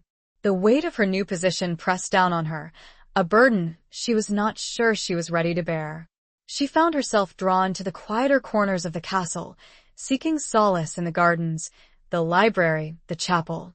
She longed for the simplicity of her former life, the peace she had found in the monastery. But she knew that she could not go back. She had a duty to her husband, to her new family, to the kingdom. Sir Hugh, sensing her unease, tried to comfort her. He understood her grief, her longing for a simpler life. He, too, felt the weight of his responsibilities, the burden of his past. "Rosamund," he said one evening, as they sat together in their chambers, "I know this is not the life you envisioned for yourself. You have been thrust into a world of intrigue and danger, a world you never sought." He took her hand, his touch gentle and reassuring. "But you have faced it with courage, with grace, with a strength that amazes me. You have become more than I ever could have hoped for." Rosamund looked at him, her eyes filled with a mixture of gratitude and uncertainty. "I am not sure I am strong enough, Hugh," she said. "I am not sure I am ready for this." He smiled, a tender, knowing smile. "You are stronger than you think, Rosamund," he said. "And you are not alone. We will face this together, as we have faced everything else." His words gave her comfort, a reassurance that she was not alone in her struggles. But she still felt a sense of unease, a longing for something more, something she could not quite define. The king, eager to reward Sir Hugh for his service, announced a grand celebration, a feast to honor his return and his marriage to Lady Rosamund. It was to be a lavish affair, a display of the kingdom's renewed stability and prosperity. Rosamund, though reluctant to participate in such a public spectacle, knew that it was her duty to attend. She would be presented to the court, officially recognized as Sir Hugh's wife, a lady of the realm. She dressed in a gown of rich velvet, embroidered with gold and jewels. She wore her hair in an elaborate style, adorned with pearls and ribbons. She looked every inch the noblewoman, the wife of a powerful knight. But as she looked in the mirror, she saw a stranger staring back at her. She did not recognize the woman in the reflection, the woman adorned with finery, the woman burdened by duty. She longed for the simplicity of her green wool gown, for the freedom of the forest, for the quiet contemplation of the monastery. She longed to be Rosamond, not Lady Rosamond, the wife of Sir Hugh, the symbol of his triumph. As she prepared to leave for the feast, she felt a wave of panic wash over her. She could not do this. She could not face the crowds, the scrutiny, the expectations. She turned to Sir Hugh, her eyes filled with tears. "I cannot do this, Hugh," she said, her voice trembling. "I am not ready." He looked at her, his eyes filled with concern and understanding. He saw the fear in her gaze, the vulnerability she had tried to conceal. He took her hands, his touch gentle and reassuring. "Rosamond," he said, "you do not have to do this. You do not have to be anyone other than who you are." His words were a lifeline, a release from the pressure she had been feeling. She realized that he was right. She did not have to pretend, to conform to the expectations of others. She could be herself, Rosamond, the woman he had come to love. "But the king," she said, her voice hesitant. "The feast, it is my duty." Sir Hugh shook his head. "Your duty is to yourself, Rosamond," he said. "To your own happiness, your own well-being. The king will understand." He took her arm, and together, they walked away from the preparations, away from the expectations, away from the weight of duty. They walked hand in hand, into a small, quiet garden, and knew this. Their duty was to each other and their own hearts now. Chapter 14. A Desperate Plea. They spent the evening in the quiet garden, sharing a simple meal, talking, and finding solace in each other's company. Sir Hugh spoke of his desire to retire from court life, to find a peaceful place where they could live a simpler life, away from the intrigues and dangers of the capital. Rosamond listened, her heart filled with a growing hope. It was the life she had always longed for, a life of peace and tranquility, a life shared with the man she loved. But their newfound peace was shattered the next morning by a frantic knocking on their chamber door. A young page, his face pale with fear, delivered a message. A messenger had arrived from Whitmore, Rosamond's ancestral home, bearing urgent news. Rosamond's heart clenched with dread. She had not heard from her family since before her wedding, since the events that had led to her flight from the castle. She feared the worst. She and Sir Hugh rushed to the receiving hall, where they found the messenger, a young man covered in dust and grime, his face etched with exhaustion. "Lady Rosamond," the messenger said, bowing low, "I bring dire news from Whitmore. Your brother, Lord Thomas, he is gravely ill." Rosamond gasped, her hand flying to her mouth. Thomas, her hot-headed, ambitious brother, the heir to Whitmore, ill? What has happened? She asked, her voice trembling. The messenger explained that Thomas had been wounded in a skirmish with a neighboring lord, a dispute over land and resources. The wound had become infected, and Thomas was now feverish and delirious, his life hanging in the balance. "The healers have done all they can," the messenger said, "but they fear he may not survive. He has been calling for you, my lady. He begs you to come to him." Rosamond felt a wave of grief and guilt wash over her. She had been so focused on her own troubles, on her new life with Sir Hugh, that she had neglected her family, her brother. She turned to Sir Hugh, her eyes pleading. "Hugh, I must go to him," she said. "I must go to Whitmore." Sir Hugh nodded, his expression grave. He understood her need, her duty to her family. "Of course, Rosamond," he said. "We will leave immediately." They prepared for their journey, gathering supplies and horses. Sir Hugh insisted on accompanying her, despite the risks. He would not let her face this alone. They set off at dawn, riding hard, pushing their horses to their limits. The journey was long and arduous, the roads rough and dangerous. But Rosamond was driven by a desperate urgency, a need to reach her brother before it was too late. As they rode, she reflected on her relationship with Thomas. They had never been close. He had always been impatient with her quiet nature, her lack of interest in courtly affairs. He had seen her as a pawn in his ambitions, a means to secure alliances and power. But he was still her brother, her only remaining family. And she loved him, despite their differences, despite his flaws.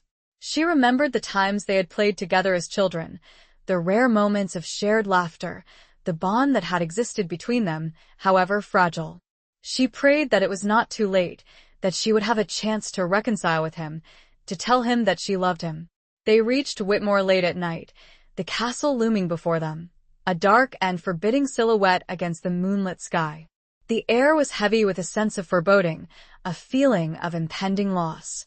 They were met at the gates by a grim-faced steward, who led them to Thomas's chambers. The room was dimly lit, the air thick with the scent of sickness and herbs. Thomas lay in bed, his face pale and gaunt, his breathing shallow and labored. He was surrounded by healers, their faces etched with concern. Rosamond rushed to his side, her heart breaking at the sight of him. "Thomas," she cried, her voice choked with emotion. He opened his eyes, his gaze unfocused. He saw her, and a flicker of recognition crossed his face. "Rosamond?" he whispered, his voice weak. She took his hand, her fingers intertwining with his. "I am here, Thomas," she said. "I am here." He squeezed her hand, his grip surprisingly strong. "Forgive me," he whispered. For everything tears streamed down Rosamond's face. "There is nothing to forgive, Thomas," she said. "I love you." He smiled, a faint, fleeting smile. "I always envied you," he whispered. Your peace. His grip on her hand loosened, his breathing stopped. He was gone. Rosamond wept, her body racked with sobs. Sir Hugh held her close, his own grief mingled with hers. They had arrived too late. She had come home, but only to find the brother she had known, however briefly, gone. It was almost cruel, a taste of something she had not realized she wanted, gone in a moment. A desperate plea answered, too late. Chapter 15. Flames of Rebellion. The days following Thomas's death were shrouded in grief. Rosamond, overwhelmed by the loss of her brother and the weight of her responsibilities as the new Lady of Whitmore, struggled to cope. Sir Hugh remained by her side, his strength and support a constant source of comfort. The funeral was a somber affair, attended by the local nobility and the people of Whitmore. Rosamond, dressed in black, stood beside Sir Hugh, her face pale and drawn, her eyes red-rimmed with tears. She felt a profound sense of loss, not just for her brother, but for the life she had known, the family she had lost. After the funeral, Rosamond was faced with the daunting task of managing the Whitmore estate. She was now responsible for the welfare of the people, the upkeep of the castle, and the defense of the lands. It was a responsibility she had never expected, a burden she felt ill-equipped to handle. Sir Hugh, recognizing her struggle, offered his assistance. He had experience in managing estates, in leading men, in defending lands. He helped her navigate the complexities of the Whitmore accounts, the disputes with neighboring lords, the challenges of maintaining order and security. But even with Sir Hugh's help, Rosamond felt overwhelmed.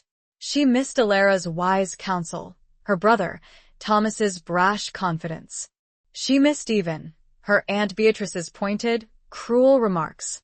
She longed for the simplicity of her former life, the peace she had found in the monastery.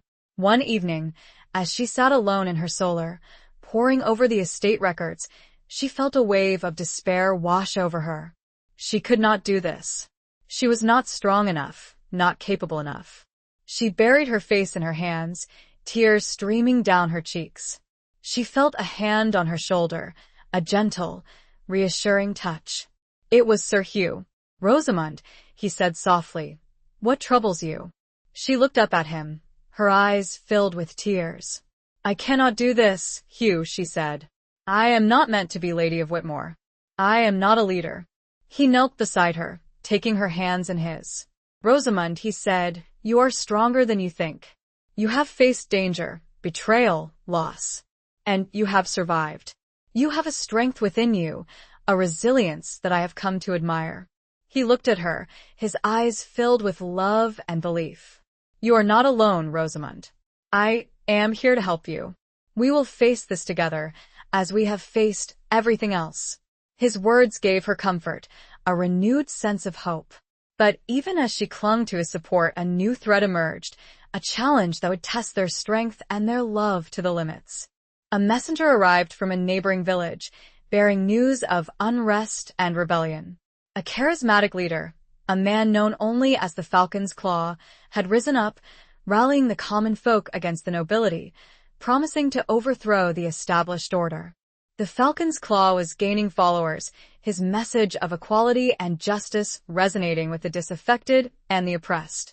He was a skilled orator, a cunning strategist, and a ruthless warrior. His rebellion was spreading like wildfire, consuming villages and towns, threatening to engulf the entire region. And Whitmore, strategically located on the border between the rebellious territories and the loyal lands, was in his path. Sir Hugh, recognizing the danger, immediately began to prepare for war. He summoned the Whitmore men-at-arms, strengthened the castle defenses, and sent out scouts to gather intelligence. Rosamund, though fearful, supported his efforts. She knew that they had to defend their lands, their people, their way of life. But as the preparations for war intensified, Rosamund began to question the nature of the conflict. She heard stories of the Falcon's Claw's followers, their grievances, their desperation. She began to wonder if their cause was just, if their rebellion was a response to the injustices and inequalities of the feudal system. She found herself torn between her loyalty to her class, to her husband, and her growing sympathy for the rebels, for the common folk who were fighting for a better life. One night, as she walked the castle walls, she saw a distant fire burning on the horizon, a signal fire of the approaching rebel army. She felt a chill run down her spine, a sense of impending doom. She turned to Sir Hugh, who was standing beside her, his face grim, his eyes fixed on the fire.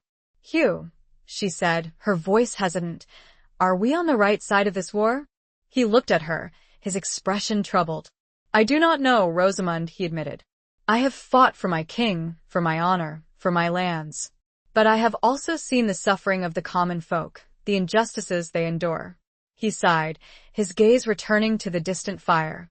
"This rebellion, it is a symptom of a deeper malaise, a sickness in the heart of the kingdom." His words resonated with Rosamund, confirming her own doubts. She knew that the conflict was not simply a matter of good versus evil, of loyalty versus treason. It was a complex struggle, fueled by grievances and injustices that had been festering for generations.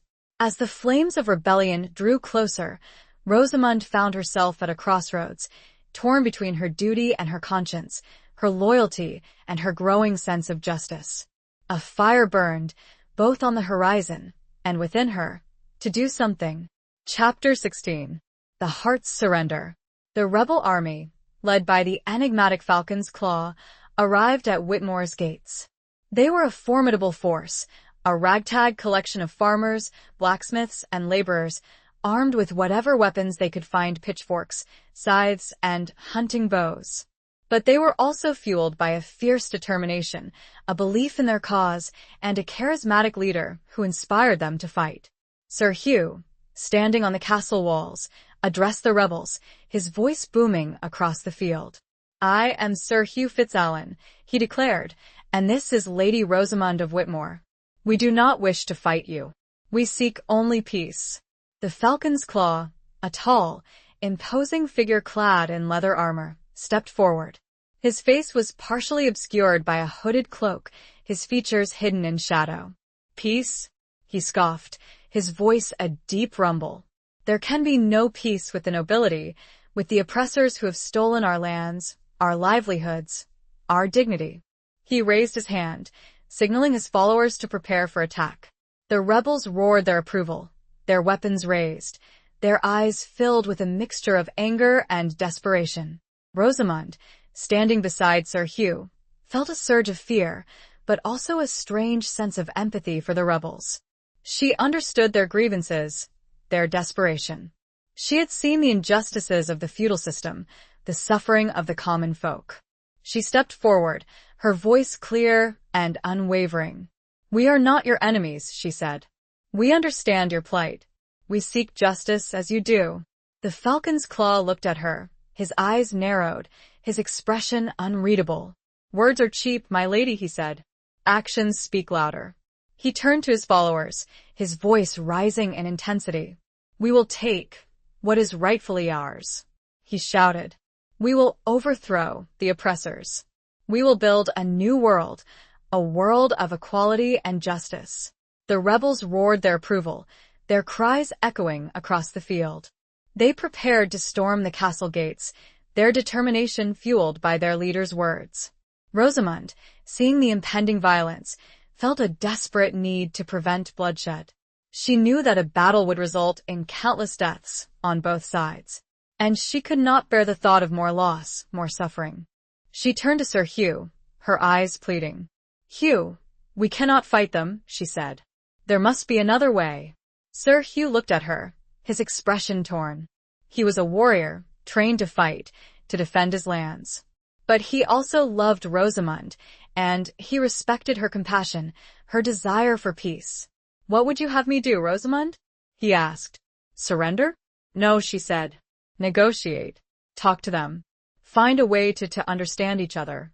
It was a risky proposition, a move that could be seen as weakness.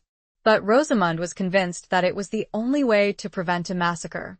Sir Hugh hesitated, his warrior instincts warring with his love for Rosamund. But he saw the desperation in her eyes, the unwavering belief in her plea. And he knew that he had to trust her, to follow her lead. "Very well, Rosamund," he said. "I will speak with the falcon's claw. But I will not surrender." He ordered the castle gates to be opened, a gesture of trust that surprised both the rebels and his own men. He stepped out of the castle, unarmed, accompanied only by Rosamund. The falcon's claw, intrigued by this unexpected move, approached them, his hand resting on the hilt of a sword. "Sir Hugh," he said, his voice wary, "what is the meaning of this?" "I wish to speak with you," Sir Hugh said. "To find a way to avoid bloodshed. To understand your grievances." The falcon's claw studied him for a moment, his eyes searching. He saw the sincerity in Sir Hugh's gaze, the genuine desire for peace. "Very well," he said. "I will speak with you. But I make no promises." He led them to his tent, a simple structure located a short distance from the castle. Rosamund and Sir Hugh entered, the air inside thick with a scent of wood smoke and leather. The falcon's claw removed his hooded cloak, revealing his face for the first time. Rosamund gasped, her hand flying to her mouth. The falcon's claw was a woman. And not just any woman. It was Alara. Or rather, an Alara. She was a younger version, with fiery red hair and piercing blue eyes, but the resemblance was undeniable. This Alara, the leader of the rebellion, bore a striking resemblance to the Alara Sir Hugh had loved, and the Alara who had been Rosamund's nurse. "I.M. Alara," the rebel leader confirmed. Rosamund, stunned by this revelation, could only stare in disbelief. Sir Hugh, equally shocked, stepped forward. "You are Alara?" he asked, his voice trembling. The woman nodded, her eyes filled with a mixture of defiance and sadness. "I am Alara," she said. "Alara of the Redwoods. And I am here to reclaim what is rightfully mine." Rosamund felt a surge of confusion, of disbelief. The Alara she had known, her beloved nurse, had been gentle, kind, and loyal. This Alara was a warrior, a rebel, a leader of a violent uprising. But how? Rosamund stammered. "The Alara, I knew she died." The woman smiled, a sad, knowing smile. "The stories were exaggerated," she said. "To protect me, to allow me to disappear." She explained that she was a distant relative of the two Alaras, a cousin who had been raised in secret, trained to fight, to lead. She had been part of a hidden network, a movement dedicated to overthrowing the corrupt nobility and establishing a more just and equitable society. "I have waited for this moment," she said. I have planned, I have organized, I have gathered my forces. And I will not rest until I have achieved my goals. Rosamund, still reeling from this revelation, felt a mixture of emotion shock, confusion, betrayal, and a strange sense of understanding. She saw the passion in Alara's eyes, the unwavering belief in her cause. And she recognized a reflection of her own growing sense of justice, her own desire for a better world. Sir Hugh, struggling to reconcile this new reality with his memories of the Alara he had loved, spoke. "Alara," he said, his voice filled with a mixture of disbelief and longing, "is this truly what you want? Violence? Bloodshed?" The woman's expression softened, a flicker of vulnerability crossing her face. "I do not want violence, Sir Hugh," she said. "But sometimes it is necessary. Sometimes it is the only way to achieve true change." She looked at Rosamund, her eyes searching. "Lady Rosamund," she said, "you have seen the injustices of this world. You have felt the suffering of the common folk. Will you stand with me? Will you help me build a better future?" It was a moment of decision, a turning point. Rosamund, torn between her loyalty to her husband, her class, and her growing sense of justice, felt her heart surrender. Not to defeat, but to a new understanding, a new purpose. She would not fight her, not this Alara. Not when she saw, finally, what this was. Chapter 17. A Knight's Sacrifice. Rosamund looked at Alara, the woman who claimed to be a distant relative of the Alara she had known and loved, the woman who led a rebellion against the very foundations of the society Rosamund had been raised in. She saw the fire in her eyes, the unwavering belief in her cause, the desperation that fueled her actions. And she saw a reflection of her own growing doubts, her own questioning of the established order, her own yearning for a more just and equitable world. "I understand your cause, Alara," Rosamund said, her voice hesitant but firm. "I have seen the injustices, the suffering, but I do not believe that violence is the answer. I believe that there is another way." Alara studied her, her expression skeptical. "Another way?" she asked. "What other way is there when the nobility refuses to listen, when they cling to their power and privilege?" Rosamund took a deep breath, her heart pounding in her chest. She knew that what she was about to propose was risky, even dangerous. But she felt compelled to speak, to offer an alternative to the bloodshed that seemed inevitable. "We can negotiate," she said. "We can talk. We can find common ground. We can work together to build a better future, a future where justice and equality prevail, not through violence, but through understanding and compromise." Sir Hugh, who had been listening in silence, his expression torn between his loyalty to his class and his love for Rosamund, stepped forward. "Rosamund is right," he said, his voice firm. "We must try to find a peaceful solution. We must avoid further bloodshed." Alara looked at him, her eyes filled with a mixture of surprise and suspicion. "You, Sir Hugh?" she asked. "You, a knight of the realm, a defender of the nobility, you would side with the rebels?" Sir Hugh met her gaze, his expression unwavering. "I side with peace," he said. "I side with justice. And I side with my wife." His words were a powerful declaration, a testament to his love for Rosamund and his growing disillusionment with the corrupt and unjust system he had once served.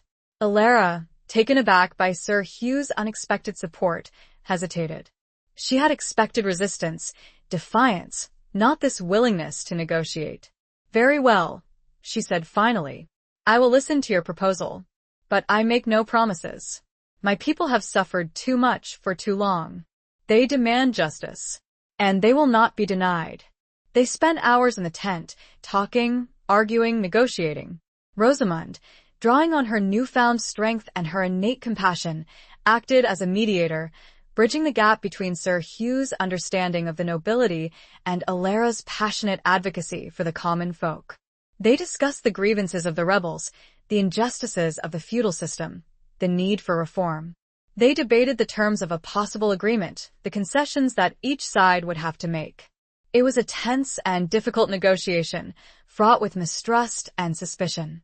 But slowly, gradually, they began to find common ground.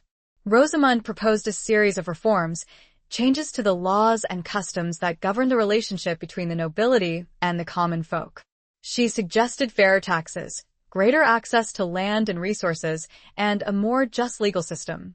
Sir Hugh, surprisingly, supported her proposals. He had seen the corruption and injustice within the court, the suffering of the common people. He was willing to sacrifice some of his own privileges, his own power, to achieve a lasting peace. Alara, though initially skeptical, began to see the sincerity in their words, the genuine desire for change. She realized that Rosamond and Sir Hugh were not like the other nobles she had encountered. They were different. They were willing to listen, to compromise, to work towards a better future. Finally, after hours of intense negotiation, they reached an agreement. It was a compromise, a delicate balance between the demands of the rebels and the concessions of the nobility.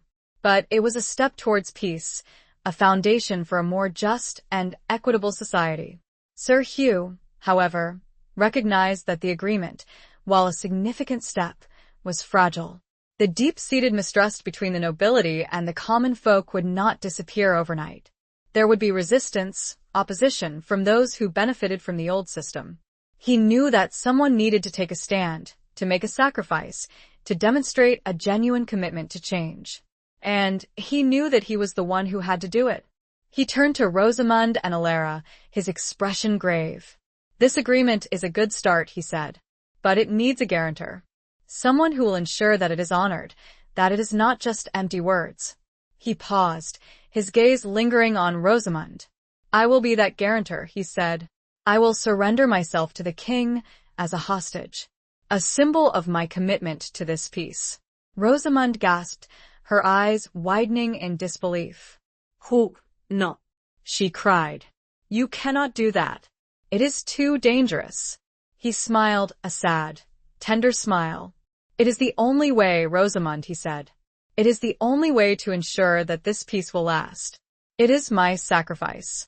He knew that he was risking his life. The king, influenced by the remaining factions of the corrupt nobility, might see him as a traitor, a threat. He might be imprisoned, even executed.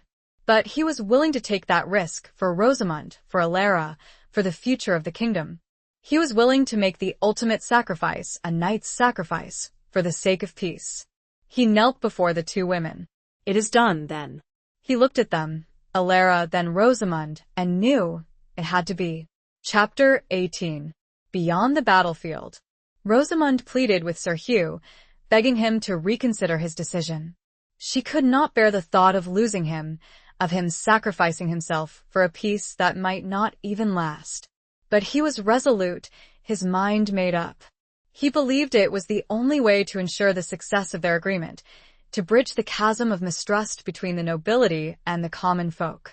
Alara, too, tried to dissuade him, arguing that his sacrifice was unnecessary, that she could control her followers, that she could ensure the peace. But Sir Hugh insisted. He believed that his act of surrender, his willingness to place himself at the mercy of the king, would be a powerful symbol, a demonstration of his commitment to change. With heavy hearts, they left the tent, Sir Hugh walking between Rosamond and Alara, a united front representing a fragile hope for a better future. The rebel army watched in stunned silence as their leader and the noble couple emerged, their expressions a mixture of confusion and awe. Sir Hugh addressed the assembled rebels, his voice ringing across the field. "We have reached an agreement," he declared. "A path to peace, a way to build a more just and equitable society. But this peace requires trust, it requires sacrifice." He paused, his gaze sweeping across the faces of the rebels. "I will be that sacrifice," he said. "I will surrender myself to the king as a guarantor of this agreement. I will place my life in his hands as a testament to my commitment to this peace." A murmur rippled through the crowd, a mixture of disbelief and respect. They had expected a battle, a bloody confrontation. They had not expected this surrender, this act of faith. Rosamond, standing beside Sir Hugh, her hand in his, felt a surge of pride and love, mingled with her fear and grief. She knew that he was doing what he believed was right, what he believed was necessary. And she would stand by him, no matter the cost.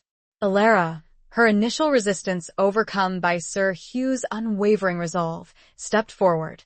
"I will accompany you to the king," she said. "I will vouch for your sincerity, for your commitment to this peace."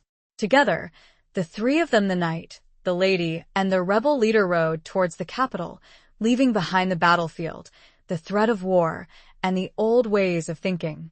They were embarking on a new journey, a journey towards an uncertain future, a future where peace and justice might, just might, prevail. The journey was tense and filled with uncertainty. They were met with suspicion and hostility in some villages, with cautious welcome in others. The news of their agreement, of Sir Hugh's surrender, had spread like wildfire, creating both hope and fear. They finally reached the capital, the city still recovering from the turmoil of the tournament and the exposure of the conspiracy. They were escorted to the royal palace, where they were met by the king, his advisors, and the remnants of the court. The king, initially skeptical and wary, listened to their story, to the details of their agreement, to Sir Hugh's explanation of his sacrifice. He saw the sincerity in their eyes, the genuine desire for peace, the unwavering commitment to change. He was also influenced by the reports he had received from his loyal advisors, the evidence of the growing support for the reforms proposed by Rosamond and Sir Hugh. He realized that the kingdom was at a crossroads, that he had a choice to make: cling to the old ways, to the corrupt and unjust system that had fueled the rebellion, or embrace a new path, a path towards a more just and equitable future. He chose the latter. He announced his support for the agreement, his commitment to the reforms. He praised Sir Hugh for his courage, his sacrifice, his loyalty. He welcomed Alara as a representative of the common folk, a voice for the voiceless. Sir Hugh was not imprisoned, not executed. He was honored, celebrated as a hero, a peacemaker. He was released from his self-imposed captivity and given a position of authority within the court, charged with overseeing the implementation of the reforms. Rosamond, overjoyed and relieved, embraced Sir Hugh, her tears of fear and grief turning into tears of joy and gratitude. They had done it. They had achieved the impossible. They had brought peace to the kingdom, not through violence, but through negotiation, through compromise, through love. The reforms were implemented, slowly but surely. The laws were changed, the taxes were made fairer, the common folk were given greater access to land and resources. The kingdom began to heal, the wounds of the rebellion slowly closing. Sir Hugh and Rosamond, working together, oversaw the changes, ensuring that the agreement was honored, that the peace was maintained. They traveled throughout the kingdom, meeting with the people, listening to their concerns, addressing their grievances. They became symbols of hope, of a new era, an era of peace and justice. They had moved beyond the battlefield, beyond the old ways of thinking, and into a future where understanding and cooperation prevailed. Their love, forged in the crucible of conflict, had become a beacon of hope for the entire kingdom. The change wasn't easy, and there were still those resisting, but they were no longer alone. Chapter 19. The Chains of Loyalty. Years passed, and the kingdom flourished under the new reforms. Sir Hugh and Rosamond, working side by side, continued to champion the cause of justice and equality, earning the respect and admiration of both the nobility and the common folk. They had transformed the kingdom, not through force, but through compassion, understanding, and a willingness to challenge the established order. But their newfound peace was not without its challenges. There were still those who clung to the old ways, who resented the reforms, who plotted in the shadows to restore the old order. The chains of loyalty, forged over generations, were not easily broken. One evening, as Sir Hugh and Rosamond were returning to Whitmore after a visit to the capital, they were ambushed by a group of armed men. The attackers were skilled and well-equipped, their faces hidden behind masks. It was clear that they were not common bandits, but trained assassins. Sir Hugh, though no longer the young, battle-hardened knight he once was, fought with the courage and skill that had made him a legend. Rosamond, too, defended herself, wielding a small dagger she had learned to use during their time of peril. They fought bravely, but they were outnumbered and outmatched. Sir Hugh sustained a serious wound, a sword thrust to his side. Rosamund, seeing him fall, cried out in anguish, her heart filled with a desperate fear. She fought with renewed ferocity, protecting her wounded husband, her movements driven by a primal instinct to survive, to protect the one she loved. But the attackers were relentless, their intentions clear: to kill Sir Hugh and Rosamund, to silence their voices of reform. Just when all hope seemed lost, a group of riders appeared, their horses galloping at full speed, their swords drawn. It was Alara, leading a band of her loyal followers, the former rebels who had become staunch supporters of the new order. Alara and her riders engaged the attackers, their arrival turning the tide of the battle. The assassins, surprised and outnumbered, were quickly defeated, some killed, others captured.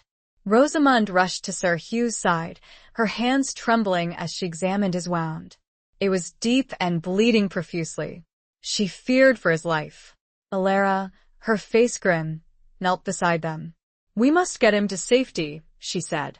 "We must get him to a healer." They lifted Sir Hugh onto a horse, supporting him as they rode towards the nearest village, a small community that had benefited from the reforms. The villagers, recognizing Sir Hugh and Rosamund, welcomed them with open arms, offering their help and support. They found a healer, a skilled woman who had learned her craft from the monks at the monastery of St. Michael. She examined Sir Hugh's wound, her expression grave. "The wound is serious," she said, "but I will do all I can to save him." Rosamund stayed by Sir Hugh's side, holding his hand, praying for his recovery. She watched as the healer worked, cleaning the wound, stitching it closed, applying herbs and bandages. Hours passed, the tension thick with fear and uncertainty. Rosamund refused to leave Sir Hugh's side, her love and devotion unwavering. Finally, as dawn approached, the healer looked up, her expression relieved. "He will live," she said. "The wound is deep, but it has missed any vital organs. He will need time to recover, but he will survive." Rosamund wept with relief, her tears of fear and grief turning into tears of gratitude.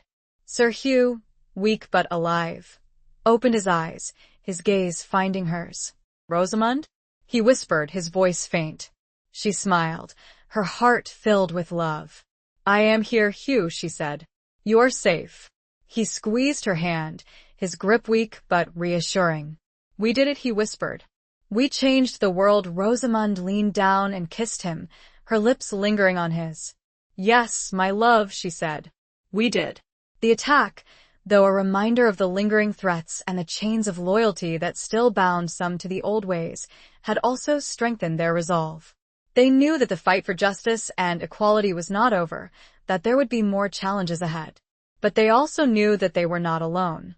They had each other, they had Alara and her loyal followers, and they had the support of the growing number of people who believed in their vision of a better future.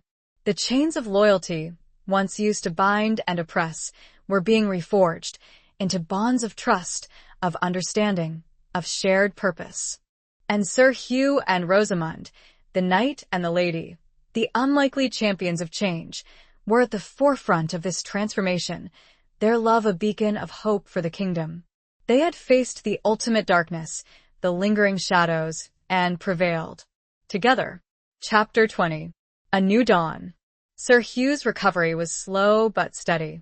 Rosamund remained by his side, tending to his needs, her love and devotion unwavering.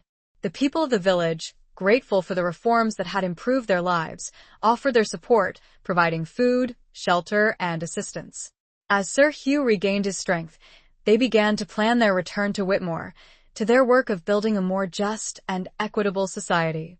But they also knew that they could not simply return to the old ways, to the lives they had led before. The attack had changed them, had reinforced their commitment to change, had shown them the fragility of their hard-won peace. They decided to make a significant change, a symbolic gesture that would demonstrate their commitment to a new era, a new way of life.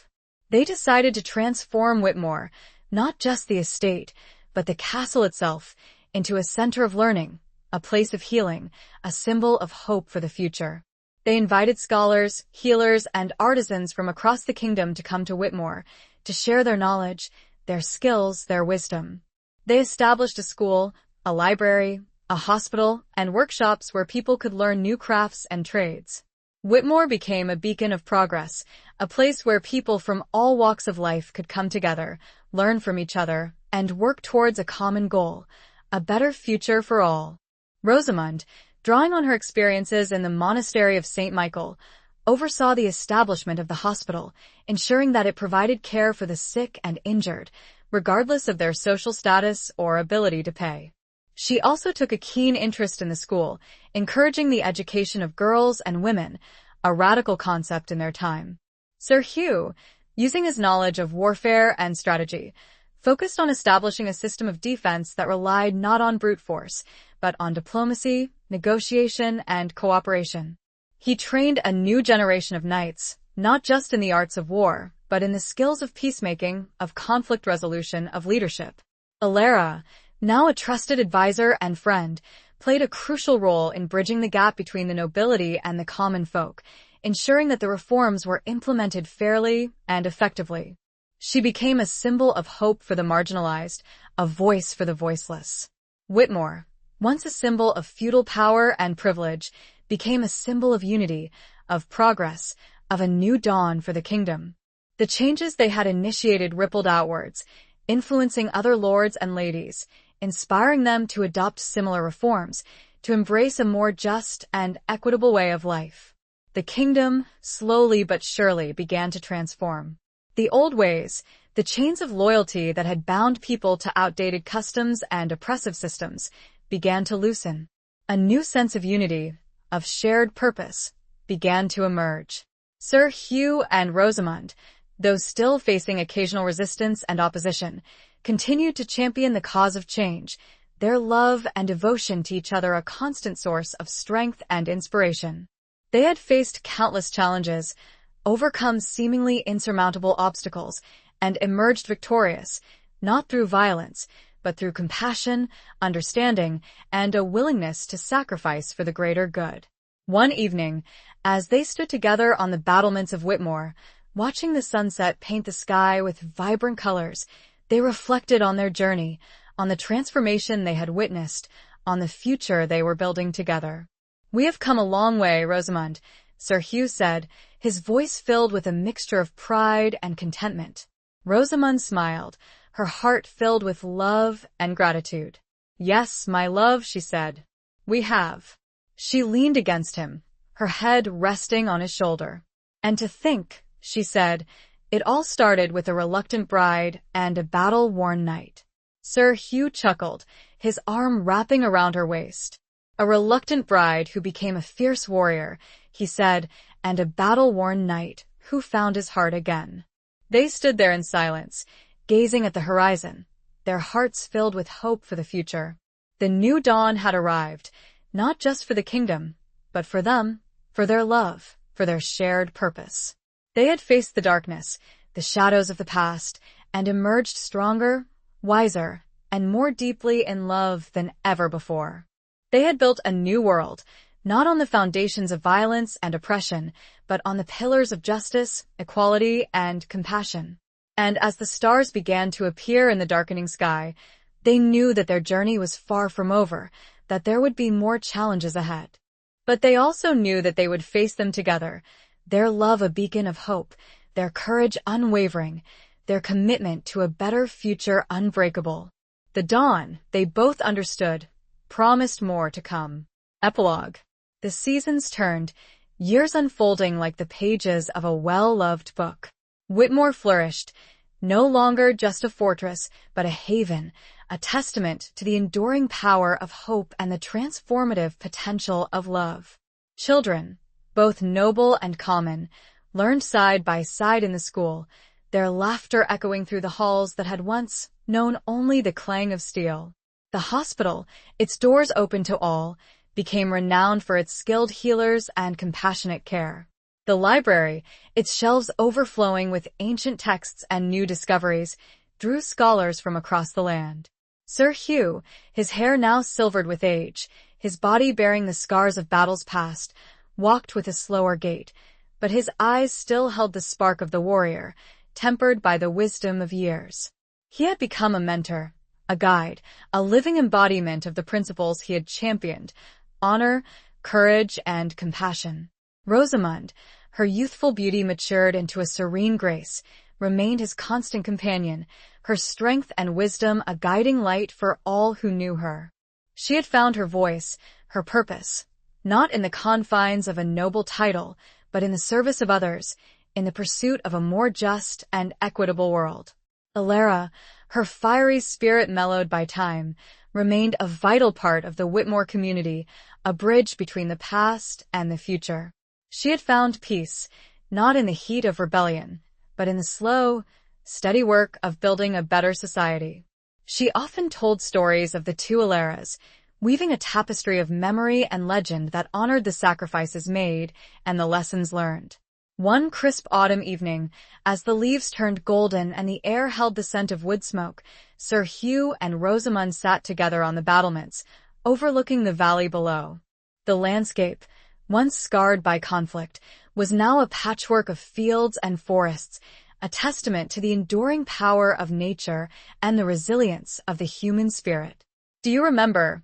Rosamund said, her voice soft, her hand resting on Sir Hugh's arm. "When we first met, I was so afraid, so reluctant." Sir Hugh smiled, his eyes crinkling at the corners. "And I was so lost," he said, "so burdened by the past."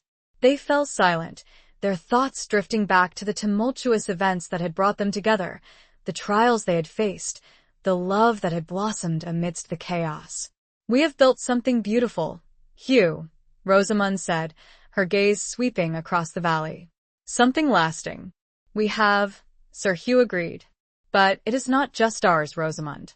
It belongs to all of them, to the people who have embraced this new dawn." He looked at her, his eyes filled with a love that had only deepened with time. "And it all started with you, my love," he said. "With your courage, your compassion, your unwavering belief in a better world." Rosamund leaned her head against his shoulder, her heart filled with a profound sense of peace and contentment. They had lived a life of purpose, a life of love, a life that had made a difference. As the sun dipped below the horizon, painting the sky in hues of orange and purple, they knew that their time was drawing to a close. But they were not afraid. They had faced death before, and they had emerged victorious. They had built a legacy that would endure, a legacy of hope, of justice, of love. And as the stars began to twinkle in the darkening sky, they held each other close, their hearts beating as one, their souls intertwined forever. They had found their peace, not in the silence of a monastery, nor in the glory of a battlefield, but in each other's arms, in the shared dream of a better world, a dream that had, against all odds, come true. Their twilight was not an ending, but a soft, gentle blending into the long, beautiful story they'd written together, a story that would be told for generations to come. Their love, after all, was eternal. The end.